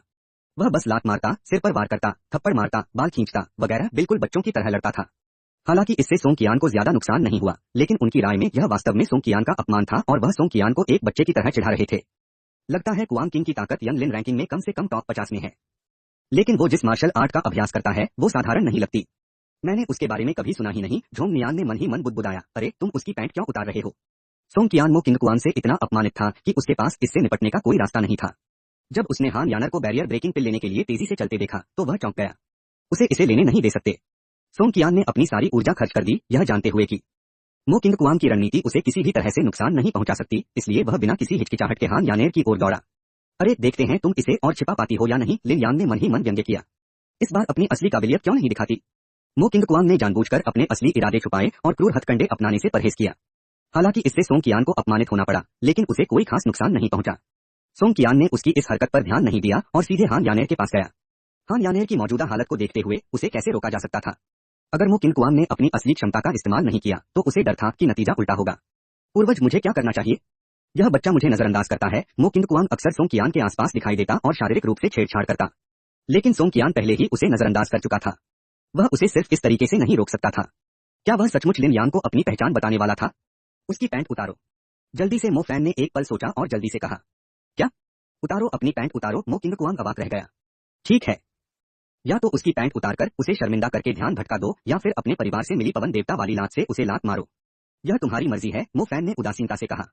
आखिरकार यह मो किंग कुआंग ने ही किया था, उसने नहीं। उसे जरा भी शर्म नहीं आ रही थी। आखिर वे आपके ही वंशज हैं। कोई पूर्वज अपने वंशजों को धोखा कैसे नहीं दे सकता, है ना? क्या तुम मुझे धोखा देने की कोशिश कर रहे हो? मो किंग कुआंग अवाक रह गया। किसी की पैंट उतारना उसने प्लेबॉय के रूप में अपने 10 साल से ज्यादा के करियर में कभी नहीं किया था। जल्दी करो, वह लगभग आ ही गया है, मो फैन ने शांति से कहा। मो किंग कुआंग ने देखा कि सोंग कियान वास्तव में हान यानेर के पास भागने वाला था और नौवीं राजकुमारी के सुंदर चेहरे पर एकमात्र सुंदर आंखें पहले से ही डर दिखा रही थीं। सोंग कियान ने अपनी मुट्ठी उठाई और एक भयावह मुस्कान के साथ नौवीं राजकुमारी पर तान दी और मन ही मन कोसते हुए बोला, तुमने मुझे फिर से रोकने की कोशिश की। मेरे पिता ने मुझे दुश्मन पर हमला करके उसे बचाना सिखाया था। इस पल उसे थोड़ा अफसोस हुआ। वह इतने सालों से बाज और लड़ाकू कुत्तों को प्रशिक्षित कर रहा था। उसे पहले ही और किताबें पढ़ लेनी चाहिए थीं। यह देखकर लिन यांग के चेहरे पर भी एक आत्मसंतुष्ट मुस्कान आ गई। पहली बार उसे सोंग कियान का आभार महसूस हुआ। छलकपट मत करो, बस मन बना लो और धोखा दो। हमेशा से ऐसे पूर्वज रहे हैं जो आने वाली पीढ़ियों का भला करते हैं। तुम्हें ऐसा पूर्वज किसने बनाया जिसने अपनी ही संतानों को धोखा दिया? उसने अपना शरीर हिलाया और सोंग कियान के पीछे आ गया। अपने हाथों से खींचकर उसने सोंग कियान की पैंट घुटनों तक खींच दी। सोंग कियान विजयी भाव से अपनी मुट्ठी लहरा रहा था। हान यानर के चेहरे पर मारने ही वाला था कि अचानक उसे अपने निचले शरीर में ठंडक महसूस हुई। मेरे पैरों के बीच अप्रत्याशित अवरोध थे और मैंने बहुत अधिक बल लगाया, जिससे मेरा संतुलन बिगड़ गया और मैं जमीन पर गिर गया। धमाका, एक शक्तिशाली मुक्का फर्श पर लगा, जिससे एक बड़ा और गहरा गड्ढा बन गया। सबका ध्यान इस ओर गया और भयंकर लड़ाई अस्थायी रूप से रुक गई। पहली चीज जो आपकी नजर को आकर्षित करती है वह है लंबी सफेद टांगों का एक जोड़ा। मुझे उम्मीद नहीं थी कि सीनियर भाई सोंग ने अपनी इतनी अच्छी देखभाल की है। गोरी त्वचा और कोमल शरीर के साथ युआनजियान संप्रदाय के एक शिष्य ने मन ही मन हंसते हुए कहा। आगे गुलाबी रंग की एक बॉक्सर ब्रीफ है। सोंग कियान का आसन आकर्षक है, बिल्कुल पिंगशा लोयान शैली जैसा, जिसमें उसके नितंब पीछे की ओर हैं। मार्शल आर्ट का अभ्यास करने वालों की मांसपेशियां सुडौल और नितंब उभरे हुए होते हैं। गुलाबी बॉक्सर ब्रीफ के साथ इसका एक अनोखा आकर्षण होता है। आ आ हान यानर और चू यानरान की तरफ से शर्म और गुस्से से दो चीखें निकली। दोनों ही अमीर घरानों की औरतें थीं और पहली बार किसी मर्द को ऐसे देखकर उन्होंने शर्म से अपनी आंखें ढक ली। लेकिन आप इसे किसी भी तरह से देखें, उनके हाथ की पांचों उंगलियां फैली हुई ऐसी दिखती हैं जैसे वे उंगलियों के बीच से चुपके से झांक रहे हों। मुझे उम्मीद नहीं थी कि सीनियर ब्रदर सोंग कियान का ऐसा अच्छा मासूम नहीं अनोखा पक्ष होगा। यह दृश्य देखकर मो किंग कुआंग एक पल के लिए स्तब्ध रह गया और कुछ शर्मिंदा होकर बोला, हा हा हा। अंततः सभी लोग हंसने से खुद को रोक नहीं सके। किसने सोचा होगा कि यह वरिष्ठ भाई जो आमतौर पर अपनी शक्ति का प्रदर्शन करता है, वास्तव में गुलाबी अंडरवियर पहनेगा। लिन यांग ने घबराकर मो किंग कुआंग को देखा। यह आदमी कितना बेशर्म था। अपनी ताकत जाहिर न हो इसके लिए उसने ऐसी ही चालाक चाल चली। ऐसा लग रहा था कि कुआंग किंग वाकई कुछ शर्मनाक बात छिपा रहा था। महल के प्रवेश द्वार पर खड़ा झोंगनियान खुशी से फूला नहीं समा रहा था। यह फूल चुनने की पुस्तिका क्या थी? यह युवा यूनिकॉर्न रैंकिंग क्या थी? क्या युआनजियान संप्रदाय के सबसे नए वरिष्ठ भाई की सार्वजनिक रूप से पैंट उतारकर उसका गुलाबी अंडरवियर दिखाने से ज्यादा रोमांचक कुछ हो सकता है? ग्रैंड मास्टर रैंकिंग में बदलाव भी इस बड़ी खबर की बराबरी नहीं कर सकता। वह पहले से ही कल्पना कर सकता था कि डकीमेन में लिखी गई उसकी खुफिया जानकारी निकट भविष्य में कितनी तेजी से बिकेगी। उन्होंने पहले ही शीर्षक सोच लिया था, चौंकाने वाला। युआनजियान संप्रदाय का नया वरिष्ठ भाई सोंगकियान वास्तव में इस तरह का व्यक्ति है। सोंगकियान डर के मारे जमीन पर लुढ़क गया। जोरदार टक्कर ने उसकी पैंट फाड़कर चिथड़े कर दी थी और चाहे उसने उसे कितनी भी बार ऊपर खींचा हो वह उसे ढक नहीं पा रहा था। उसने जल्दी से अपना चोगा नीचे सरका दिया और अपने दोनों हाथों को कमर के दोनों ओर इतना बांध लिया कि वह बसंत के मौसम के दृश्य को ढक सके। वो फैन यह देखकर बहुत खुश हुआ। सोंगकियान का पहनावा बिल्कुल चियोंगसम जैसा लग रहा था, जो एक क्लासिक महिला पोशाक है जो पिछली दुनिया में बहुत लोकप्रिय थी। मुझे नहीं पता कि इस दुनिया में ऐसे कपड़े हैं या नहीं। कुआंग क्विंग, मैं तुम्हारे साथ कभी नहीं रहूंगा। सोंगकियान अपने लंबे गाउन का किनारा पकड़ते हुए दहाड़ा। अगर नजरें मार सकती तो मो क्विंग क्विंग अनगिनत बार मर चुका होता। गुस्सा हो तो आओ और मुझे मारो। चलो मैं यहीं खड़ा रहूंगा और तुम मुझे लात मारो। मो किंग कुआंग जोर से हंसा। एक शानदार इंसान होने के नाते वह आम लोगों की तुलना में नई चीजों को बहुत जल्दी स्वीकार कर लेता है। तुम सिर्फ अपने पैरों का इस्तेमाल कर सकते हो। मुझे एक ऊंची किक और एक साइड किक दो। वाह, मैं पीछे की ओर उड़ जाऊंगा। तुम्हें सहयोग करना होगा। ऐसा कहते हुए मो किंग कुआंग ने अपना सिर बढ़ा चढ़ाकर झुकाया और शरीर को एक तरफ घुमाया, यह दिखाने के लिए कि वह गिरने वाला है। सोंगकियान ने हमला करने के लिए एक कदम आगे बढ़ाया, लेकिन जैसे ही वह आगे बढ़ा उसे अपनी जांघों के नीचे ठंड महसूस हुई क्योंकि उसने पैंट नहीं पहनी थी। मो किंग कुआंग खुद को फिर से बुरा दिखाने के लिए इस तरह उकसा रहा है। जुआंग फैन, अपनी पैंट लाओ। सोंगकियान चिल्लाया। जुआंग फैन जल्दी से सोंगकियान के पास गया, अपना कोट उतारा और अजीब तरह से बोला, भाई सोंग, हम कोई अतिरिक्त कपड़े नहीं लाए हैं। आप इस बागे को उल्टा पहन सकते हैं, अपने पैरों को आस्तीन में डालकर कमर पर एक गांठ बांध दें और यह मुश्किल से पैंट के रूप में काम करेगा। इस अध्याय का अंत। अध्याय 19 विरासत का जन्म। अध्याय 19 विरासत का जन्म। सोंगकियान का चेहरा निराशा से भर गया। उसने निराशा भरी नजरों से आदेश दिया, जल्दी से मुझे घेर लो। युआनजियान संप्रदाय के गुर्गों ने जल्दी से सोंगकियान को घेर लिया और उसे पैंट पहनने में मदद की। तुम जाकर बैरियर ब्रेकिंग पिल क्यों नहीं ले आते? तुम अपनी आंखें क्यों ढक रहे हो? यह देखकर कि युआन जियानजोंग उसे फिलहाल रोक नहीं पा रहा था, मो किंग कुआंग ने जल्दी से हान यानर से कहा, जो अपनी उंगलियों के बीच से उत्सुकता भरी बड़ी आंखों से उसे घूर रही थी। जब हान यानर ने यह सुना तो वह जल्दी से बाधा तोड़ने वाली गोली लेने के लिए दौड़ी।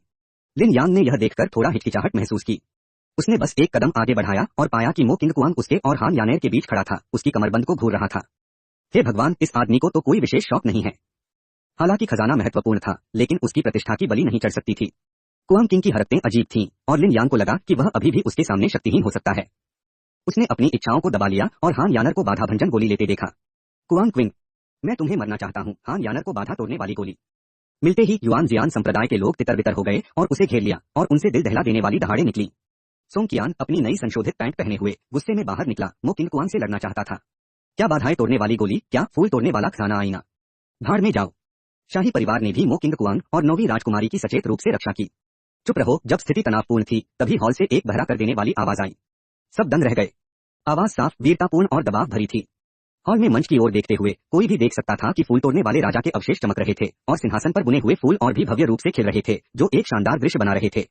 क्या यह फूल राजा बोल रहा है? मेरे नन्हे मुन्नो, तुम सब यहाँ मेरे साथ अपने रिश्ते की वजह से हो। तुम महल के खजानों का इस्तेमाल करने के लिए आजाद हो। राजा निहुआ के शरीर पर रोशनी चमक उठी। हालांकि यह राजा केवल एक ही उत्तराधिकारी चुन सकता है। यह फूलों का राजा निकला। मुझे लगता है कि यह राजा की मृत्यु के बाद बचा हुआ एक पछतावा है। सब हैरान थे। फूलों के राजा नियान अपना उत्तराधिकारी चुनने वाले थे। कहने की जरूरत नहीं कि फूलों के राजा नियान द्वारा चुने गए उत्तराधिकारी को ही मकबरे का असली खजाना नियान हुआ ट्रेजर बुक मिलेगा। महामहिम फूलों के राजा, मुझे चुनिए, मुझे चुनिए। मैं बहुत प्रतिभाशाली हूँ। एक युवक ने उत्साह से हाथ हिलाया। 8वीं कक्षा का योद्धा खुद को प्रतिभाशाली कहने की हिम्मत कैसे कर सकता है? उसके आसपास मौजूद किसी ने तुरंत उसे नीची नजर से देखा। वे उसके पुराने विरोधी थे।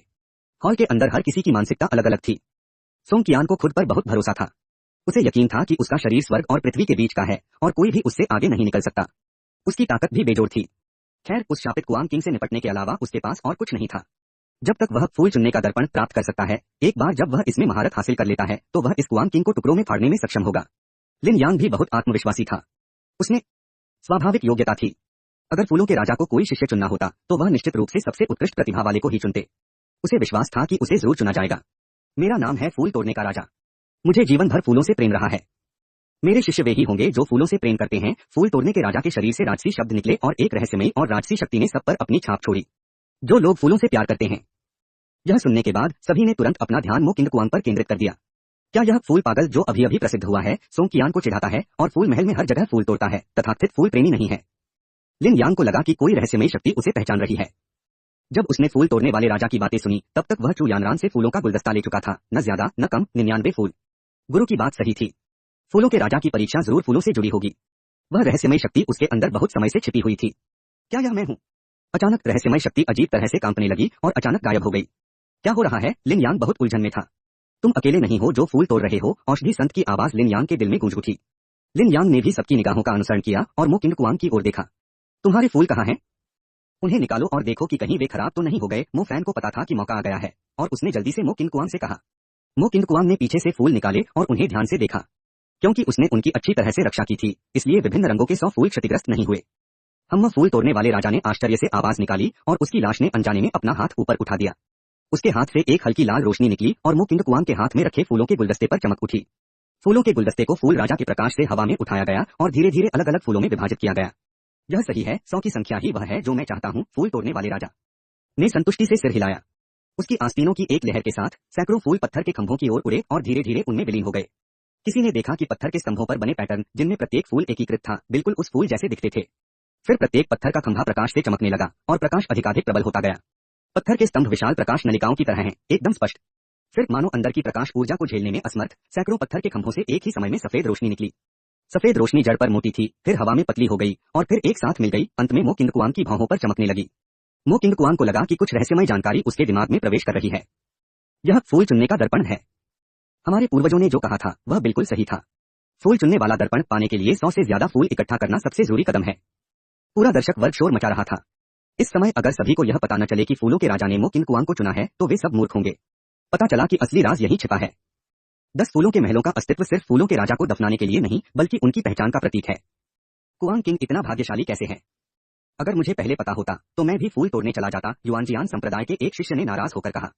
उसके बगल में किसी ने व्यंग्य किया, आओ आओ, कुआंग किंग कम से कम सीनियर ब्रदर सॉन्ग के साथ प्रतिस्पर्धा तो कर ही सकता है। उसकी प्रतिभा पहले से ही असाधारण है। क्या तुम सच में सोचते हो कि सिर्फ कुछ फूल तुम्हें फूल राजा का उत्तराधिकारी बना सकते हैं? अगर तुम बोलना नहीं जानते तो मत बोलो। यह देखकर कि इस शिष्य की बात सुनकर सोंग कियान का चेहरा और भी बदसूरत हो गया। जुआंग फैन इस छोटे भाई की मूर्खता देखकर सचमुच आंसू बहाने लगा। उन्होंने कुछ ऐसी बात उठाई जो उनके लिए प्रासंगिक नहीं थी और उस व्यक्ति के सिर पर थप्पड़ मार दिया। हान यानेर ने मो किंग कुआंग की ओर देखा जो सफेद रोशनी में नहा रहा था और धीरे से बोला, कोई आश्चर्य नहीं कि तुम मुझे बैरियर ब्रेकिंग पिल देने को तैयार थे। पता चला कि तुम हमेशा से जानते थे कि कुछ उच्चतर तुम्हारे पास होगा। अभी अभी मो किंग कुआंग ने उससे ब्रेकिंग बैरियर पिल लाने को कहा था। वह थोड़ी उलझन में थी। ब्रेकिंग बैरियर पिल 5वीं श्रेणी की एक गोली थी जो किसी मार्शल मास्टर के मार्शल किंग बनने की संभावना को बढ़ा सकती थी। यह एक असली खजाना था। वह सचमुच मुझे यह देने को तैयार था। अब लगता है कि उसे यह पसंद नहीं है। लिन यांग असहाय लग रहा था। वह जानता था कि फूलों के राजा की मंजूरी मिलने से पहले कुआंग किंग ने सैकड़ों फूल तोड़े होंगे। वह नाराजगी से भर गया। बात यह नहीं थी कि वह सभी 100 तरह के फूल नहीं तोड़ना चाहता था, बल्कि यह थी कि उसके फूलों के खेतों में से एक को किसी ने नष्ट कर दिया था। अब उसे पता चल गया था यह कुआंग किंग ही था। उसे जरूर कुछ पता होगा, है ना? उसे बहुत पहले से पता था कि न्यान हुआ राजा के मकबरे का सबसे बड़ा राज ये 100 तरह के फूल हैं। फिर जब उसने पहली बार मुझे और चू यानरान को फूल तोड़ते देखा तो उसके दिल में जो जानलेवा इरादा पैदा हुआ था उसे समझाया जा सकता है। मेरी स्थिति बदल गई है। मैं आखिरकार एक अनुबंधित लेखक बन गया हूँ। कृपया वोट करें, सभी प्रकार के वोट। इस अध्याय का अंत। अध्याय 20 लिन यान लाभ। अध्याय 20 लिन यान लाभ। भले ही मैं इसे न पा सकूं, मैं उस कमीने कुआंग किंग को इसे पाने नहीं दूंगा। यह एक स्थापित तथ्य बन चुका है कि राजा न्यानहुआ ने मो किंग कुआंग को चुना था। सोंग कियान, जिसे मो किंग कुआंग ने कई बार अपमानित किया है, इसे कैसे जाने दे सकता है? वह गुस्से से दहाड़ा और मो किंग कुआंग पर प्रहार करने के लिए अपनी मुट्ठी उठाई। तुम खलनायक सोंग कियान, किसी के दुर्भाग्य का फायदा उठा रहे हो। यह देखकर तांग यू उसे रोकने के लिए दौड़ी। उसका चरित्र सीधा साधा है। यह तो बताने की जरूरत ही नहीं कि कुआंग किंग ने 9वीं राजकुमारी को बचाया है, भले ही उसने उसे बचाया न हो। यह उसकी अपनी किस्मत थी कि उसे फूलों के राजा ने पहचान लिया। अब वह विरासत पाने के नाजुक मोड़ पर था और हिलडुल नहीं सकता था। सोंग कियान खुद अच्छी तरह से प्रशिक्षित नहीं था और न केवल परेशानी का कारण बना, बल्कि उसने यह भी सोचा कि यह बेशर्मी थी। तुम्हें अपनी सीमाएं नहीं पता, सोंग कियान ने व्यंग्य किया और एक हल्के से लात से तांग यू के हमले को रोक दिया। तांग यू कई कदम पीछे हट गया और केवल उस स्थान पर रुका जहां बंदूक थी। पहले मुझे इस आदमी को मारने दो, फिर मैं तुमसे निपट लूंगा। सोंग कियान आगे बढ़ता रहा और उसने मो किंग कुआंग के सिर पर अपनी लोहे की मुट्ठी मारी। मत करो, हान यानर ने चिंता से चिल्लाकर कहा। कुआंग किंग ने उसकी प्रतिष्ठा बचाई और उसे बाधा भंजन गोली दिलाने में मदद की। वह उसका बहुत आभारी था। उसे सोंग कियान की ताकत का अंदाजा बिल्कुल था। उसके वार जबरदस्त और जोरदार थे। कुआंग किंग अगर ताकतवर भी होता तो भी अगर उसे ये मुक्का लगता तो शायद उसका दिमाग फट जाता। लिन यांग बिना रुके या मदद किए बस खड़े होकर देखते रहे। उसके दिल में खुशी की एक झलक भी थी। अगर सोंग कियान ने कुआंग किंग को मार दिया तो क्या फूलों के राजा का उत्तराधिकारी बनने का मौका उसे मिलेगा, जो 99 फूल लेने वाला दूसरा व्यक्ति था। दुर्भाग्य से चीजें उसकी इच्छा के विरुद्ध हो गईं। मो किंग कुआंग हिलने डुलने में असमर्थ हो गया और पूरी तरह से फूल चुनने का दर्पण की समझ में डूब गया। लेकिन किसी की हिम्मत नहीं हुई कि फूल तोड़ने वाले राजा से उलझे। सोंग कियान की मुक्का कुआंग किंग के सुंदर सिर पर पड़ने वाली थी, जो बांस की टोपी से ढका हुआ था। तुम बदमाश, मेरे उत्तराधिकारी की हत्या करने की तुम्हारी हिम्मत कैसे हुई? राजा निहुआ ने भयानक दहाड़ लगाई। राजा निहुआ के शरीर से एक शक्तिशाली मानसिक तरंग फैल गई। सोंग कियान आधे रास्ते में कराहने के अलावा कुछ नहीं कर सका और वह बिल्कुल भी मुक्का नहीं मार सका। उसने बस अपनी मुट्ठी हवा में उठाई और मो किंग कुआंग से कुछ ही फीट की दूरी पर रहा। लिन यांग हैरान था, क्या यह एक मार्शल राजा की अंतरिक्ष नियंत्रण की शक्ति है? जैसा कि हम सभी जानते हैं, जब किसी की साधना मार्शल मास्टर के स्तर तक पहुंच जाती है तो वह पहले से ही अंतरिक्ष के नियमों को समझ चुका होता है और हवा में उड़ने में सक्षम हो जाता है। मार्शल किंग का राज्य, जो मार्शल लॉर्ड से ऊंचा है, अंतरिक्ष के नियमों की समझ के उच्च स्तर पर पहुंच गया है और अंतरिक्ष के एक निश्चित भाग को लगभग नियंत्रित कर सकता है। जो लोग उससे निचले स्तर पर हैं, वे चींटियों के समान हैं और जो चाहे ले सकते हैं। सोंग कियान को नियंत्रित करने के लिए राजा निहुआ द्वारा इस्तेमाल की गई विधि वास्तव में शक्तिशाली राजा वू का स्थानिक नियंत्रण है। क्योंकि यह तुम्हारा पहला अपराध है, मैं तुम्हें नहीं मारूंगा। मेरा उपहार मत लो, बस चले जाओ। राजा नियानहुआ ने अपनी आस्तीनें लहराई और सोंग कियान एक अज्ञात शक्ति द्वारा नियंत्रित होकर उड़ गया। फिर हवा में चादर हिलाने की तरह सोंग कियान का शरीर हिंसक रूप से उछला और उसके वस्त्र से 20 से अधिक वस्तुएं बाहर गिर गईं। ये वस्तुएं हवा में लटकी हुई थीं, जिनमें बहुमूल्य गोलियां, मार्शल आर्ट कौशल और अमृत शामिल थे। ये सभी पहले युआनजियान संप्रदाय के शिष्यों द्वारा लूटे गए थे और सोंग कियान ने एकीकृत वितरण के बहाने उन सभी को अपने लिए ले लिया। अब वे सब राजा निहुआ ने छीन लिए हैं। कुल मिलाकर 20 या 30 से ज्यादा खजाने हैं। इसके तुरंत बाद सोंग कियान का शरीर हॉल से बाहर उड़ गया और गायब हो गया। पूरी प्रक्रिया के दौरान सोंग कियान एक शब्द भी नहीं बोल पाया। वह बस अनिच्छुक आंखों से घूरता रहा और चुपचाप सिसकियां भरता रहा। सोंग कियान के जाते ही सबकी निगाहें धीरे धीरे आश्चर्य से उत्साह में बदल गईं। ये 20-30 खजाने थे। हालांकि ये फूल चुनने वाले खजाने के दर्पण जितने अच्छे नहीं थे, फिर भी ये अच्छी चीजें थीं जो इस मुकाम पर उनकी ताकत बढ़ाने में मदद कर सकती थीं। अब जब राजा निहुआ ने इसे छीन लिया है तो यह फिर से बेमालिक हो गया है। यहाँ तक कि युआनजियान संप्रदाय के कुछ अनुयायी, जिन्हें सोंग कियान के अत्याचार के कारण जो कुछ मिला था उसे सौंपने के लिए मजबूर होना पड़ा था, अब गुप्त रूप से इसकी प्रतीक्षा कर रहे हैं। फूल चुनने वाले राजा की शक्ति से लगभग 20 वस्तुएं ऊपर उठ गईं और अंततः सभी की उत्सुक निगाहों के सामने लिन यांग के सामने आ गईं। फूल तोड़ने वाले राजा की स्पष्ट और निर्विवाद आवाज फिर से गूंजी, मेरे अलावा आपके उत्तराधिकारी, आप भी फूलों के प्रेमी हैं। यह देखकर कि आपको कुछ भी हासिल नहीं हुआ, मुझे बेचैनी हो रही है। मैं ये फूल आपको दे दूंगा ताकि हमारा भाग्य समाप्त हो जाए। सारा दर्शक वर्ग शोर मचा रहा था। क्या क्या ये पुनर्वितरण नहीं है? आप इसे वापस रख सकते हैं और हम इसे फिर से ले लेंगे। आपने ये सब लिन यांग को क्यों दे दिया? सब गुस्से में थे पर बोलने की हिम्मत नहीं कर पा रहे थे। लिन यांग के हाथ में फूलों का बड़ा गुलदस्ता देखकर उन्हें अफसोस हुआ। इस फूल तोड़ने वाले राजा का व्यक्तित्व वाकई अजीब था। लिन यांग वहीं दंग रह गया। बस यूं ही उसने खुद को दे दिया। लिन यांग को एक तक देखते हुए और बहुत देर तक फूल न उतारते हुए देखकर फूल तोड़ने वाले राजा ने शांति से कहा, क्या तुम मुझे अभी तक धन्यवाद क्यों नहीं देते? लिन यांग ने अंतः प्रतिक्रिया व्यक्त की और जल्दी से उसे लेने के लिए आगे बढ़े। बड़े इस उदार उपहार के लिए धन्यवाद। तुम एक धन्य बच्चे हो। भविष्य में तुम जरूर बड़ी उपलब्धियां हासिल करोगे। ज्यादा समय नहीं लगेगा जब तुम मेरी छोटी छोटी चीजों को तुच्छ समझने लगोगे। फूल तोड़ने वाले राजा ने अर्थपूर्ण ढंग से कहा। फूल राजा ने उसकी प्रतिभा को पहचान लिया होगा, इसलिए उसने अपना सिर हिलाया और सम्मान पूर्वक कहा, मेरी हिम्मत कैसे हुई? लिन यांग, हालांकि ये चीजें फूल चुनने वाले दर्पण जितनी अच्छी नहीं हैं, फिर भी ये तुम्हारे लिए बहुत उपयोगी हैं। यह यात्रा व्यर्थ नहीं है। औषधि संत की आवाज लिन यांग के दिल में गूंजी। इन वस्तुओं में कुछ जुआन स्तर की मार्शल आर्ट तकनीकें थीं, जिन्हें वह स्वाभाविक रूप से तुच्छ समझता था, लेकिन कुछ आध्यात्मिक जड़ी बूटियां और सामग्रियां भी थीं, जिनकी उसे अभी आवश्यकता थी। यह अफसोस की बात है कि मैं फूल चुनने का दर्पण प्राप्त करने में असफल रहा। अन्यथा इसके साथ मैं आंतरिक संप्रदाय में प्रवेश कर सकता था और यह निश्चित रूप से मेरे विकास को बहुत तेज कर देता। लिन यांग ने अनिच्छा से आह भरी। कुआंग किंग भी बहुत भाग्यशाली व्यक्ति है और उसने पहले से तैयारी कर रखी है। भविष्य में वह निश्चित रूप से तुम्हारा प्रतिद्वंद्वी होगा, मेडिसिन सेंट ने गहरे विश्वास के साथ कहा। अपने अवचेतन में वह हमेशा महसूस करता था कि कुआंग किंग वह नहीं है जो वह सतह पर दिखता है, और यहाँ तक कि जो कुछ उसने प्रकट किया वह तो बस हिमशैल का सिरा था। प्रभामंडल फैल गया और गहन जानकारी का हर अंश मो किंग कुआंग के दिमाग में समा गया। फूल तोड़ने वाली उंगली एक मध्यमस्तरीय मार्शल आर्ट। उंगली के एक सिरे से बाहरी रूप तो बरकरार रहता है, लेकिन आंतरिक शरीर ढह जाता है। यह एक अत्यंत स्त्रीयोचित उंगली तकनीक है। फॉलिंग फ्लावर पाम, शक्तिशाली हथेली बल और उत्कृष्ट नॉकबैक प्रभाव के साथ एक मध्यवर्ती पृथ्वी स्तरीय मार्शल आर्ट। बहुत बढ़िया। यही वो आक्रामक तरीका था जिसकी मो किंग कुआंग के पास इस समय कमी थी। परिवार के गुप्त भंडार में उसने पहले जो मार्शल आर्ट सीखी थी, जो जुआन रैंक के सबसे निचले स्तर पर थी, वो इन दोनों के सामने कुछ भी नहीं थी। मेरे उत्तराधिकारी, फूल तोड़ने वाले राजा की आवाज उसके मन में गूंज उठी। लेकिन सीनियर नियानहुआ वांग, मो किंग कुआंग ने सावधानी से पूछा, अपने दिल में सोचते हुए, पूर्वज आमतौर पर मुझसे इस तरह से संवाद करते हैं, मुझे आश्चर्य है कि क्या वह सुन सकते हैं कि नियानहुआ वांग ने क्या कहा। क्योंकि तुम मेरे उत्तराधिकारी हो, इसलिए मेरे कारण और प्रभाव तुम्हें ही विरासत में मिलेंगे। मेरे जीवन काल में मेरा एक प्राणघातक शत्रु था, जिसे गिरे हुए पत्तों का राजा कहा जाता था। कहा जाता है कि उसे झोंगझो के किंगमांग पर्वत के उत्तर में दफनाया गया था। मैं चाहता हूं कि तुम उसकी कब्र को नष्ट कर दो ताकि वह मरने के बाद भी चैन से न सो सके। फूल तोड़ने वाले राजा की आवाज में थोड़ी नाराजगी थी। गिरे हुए पत्तों का राजा। फूल चुनने का राजा। ये दोनों उपाधियां स्पष्ट रूप से कट्टर शत्रुओं की ओर इशारा करती हैं। मैं झोंक जाने वाला हूँ।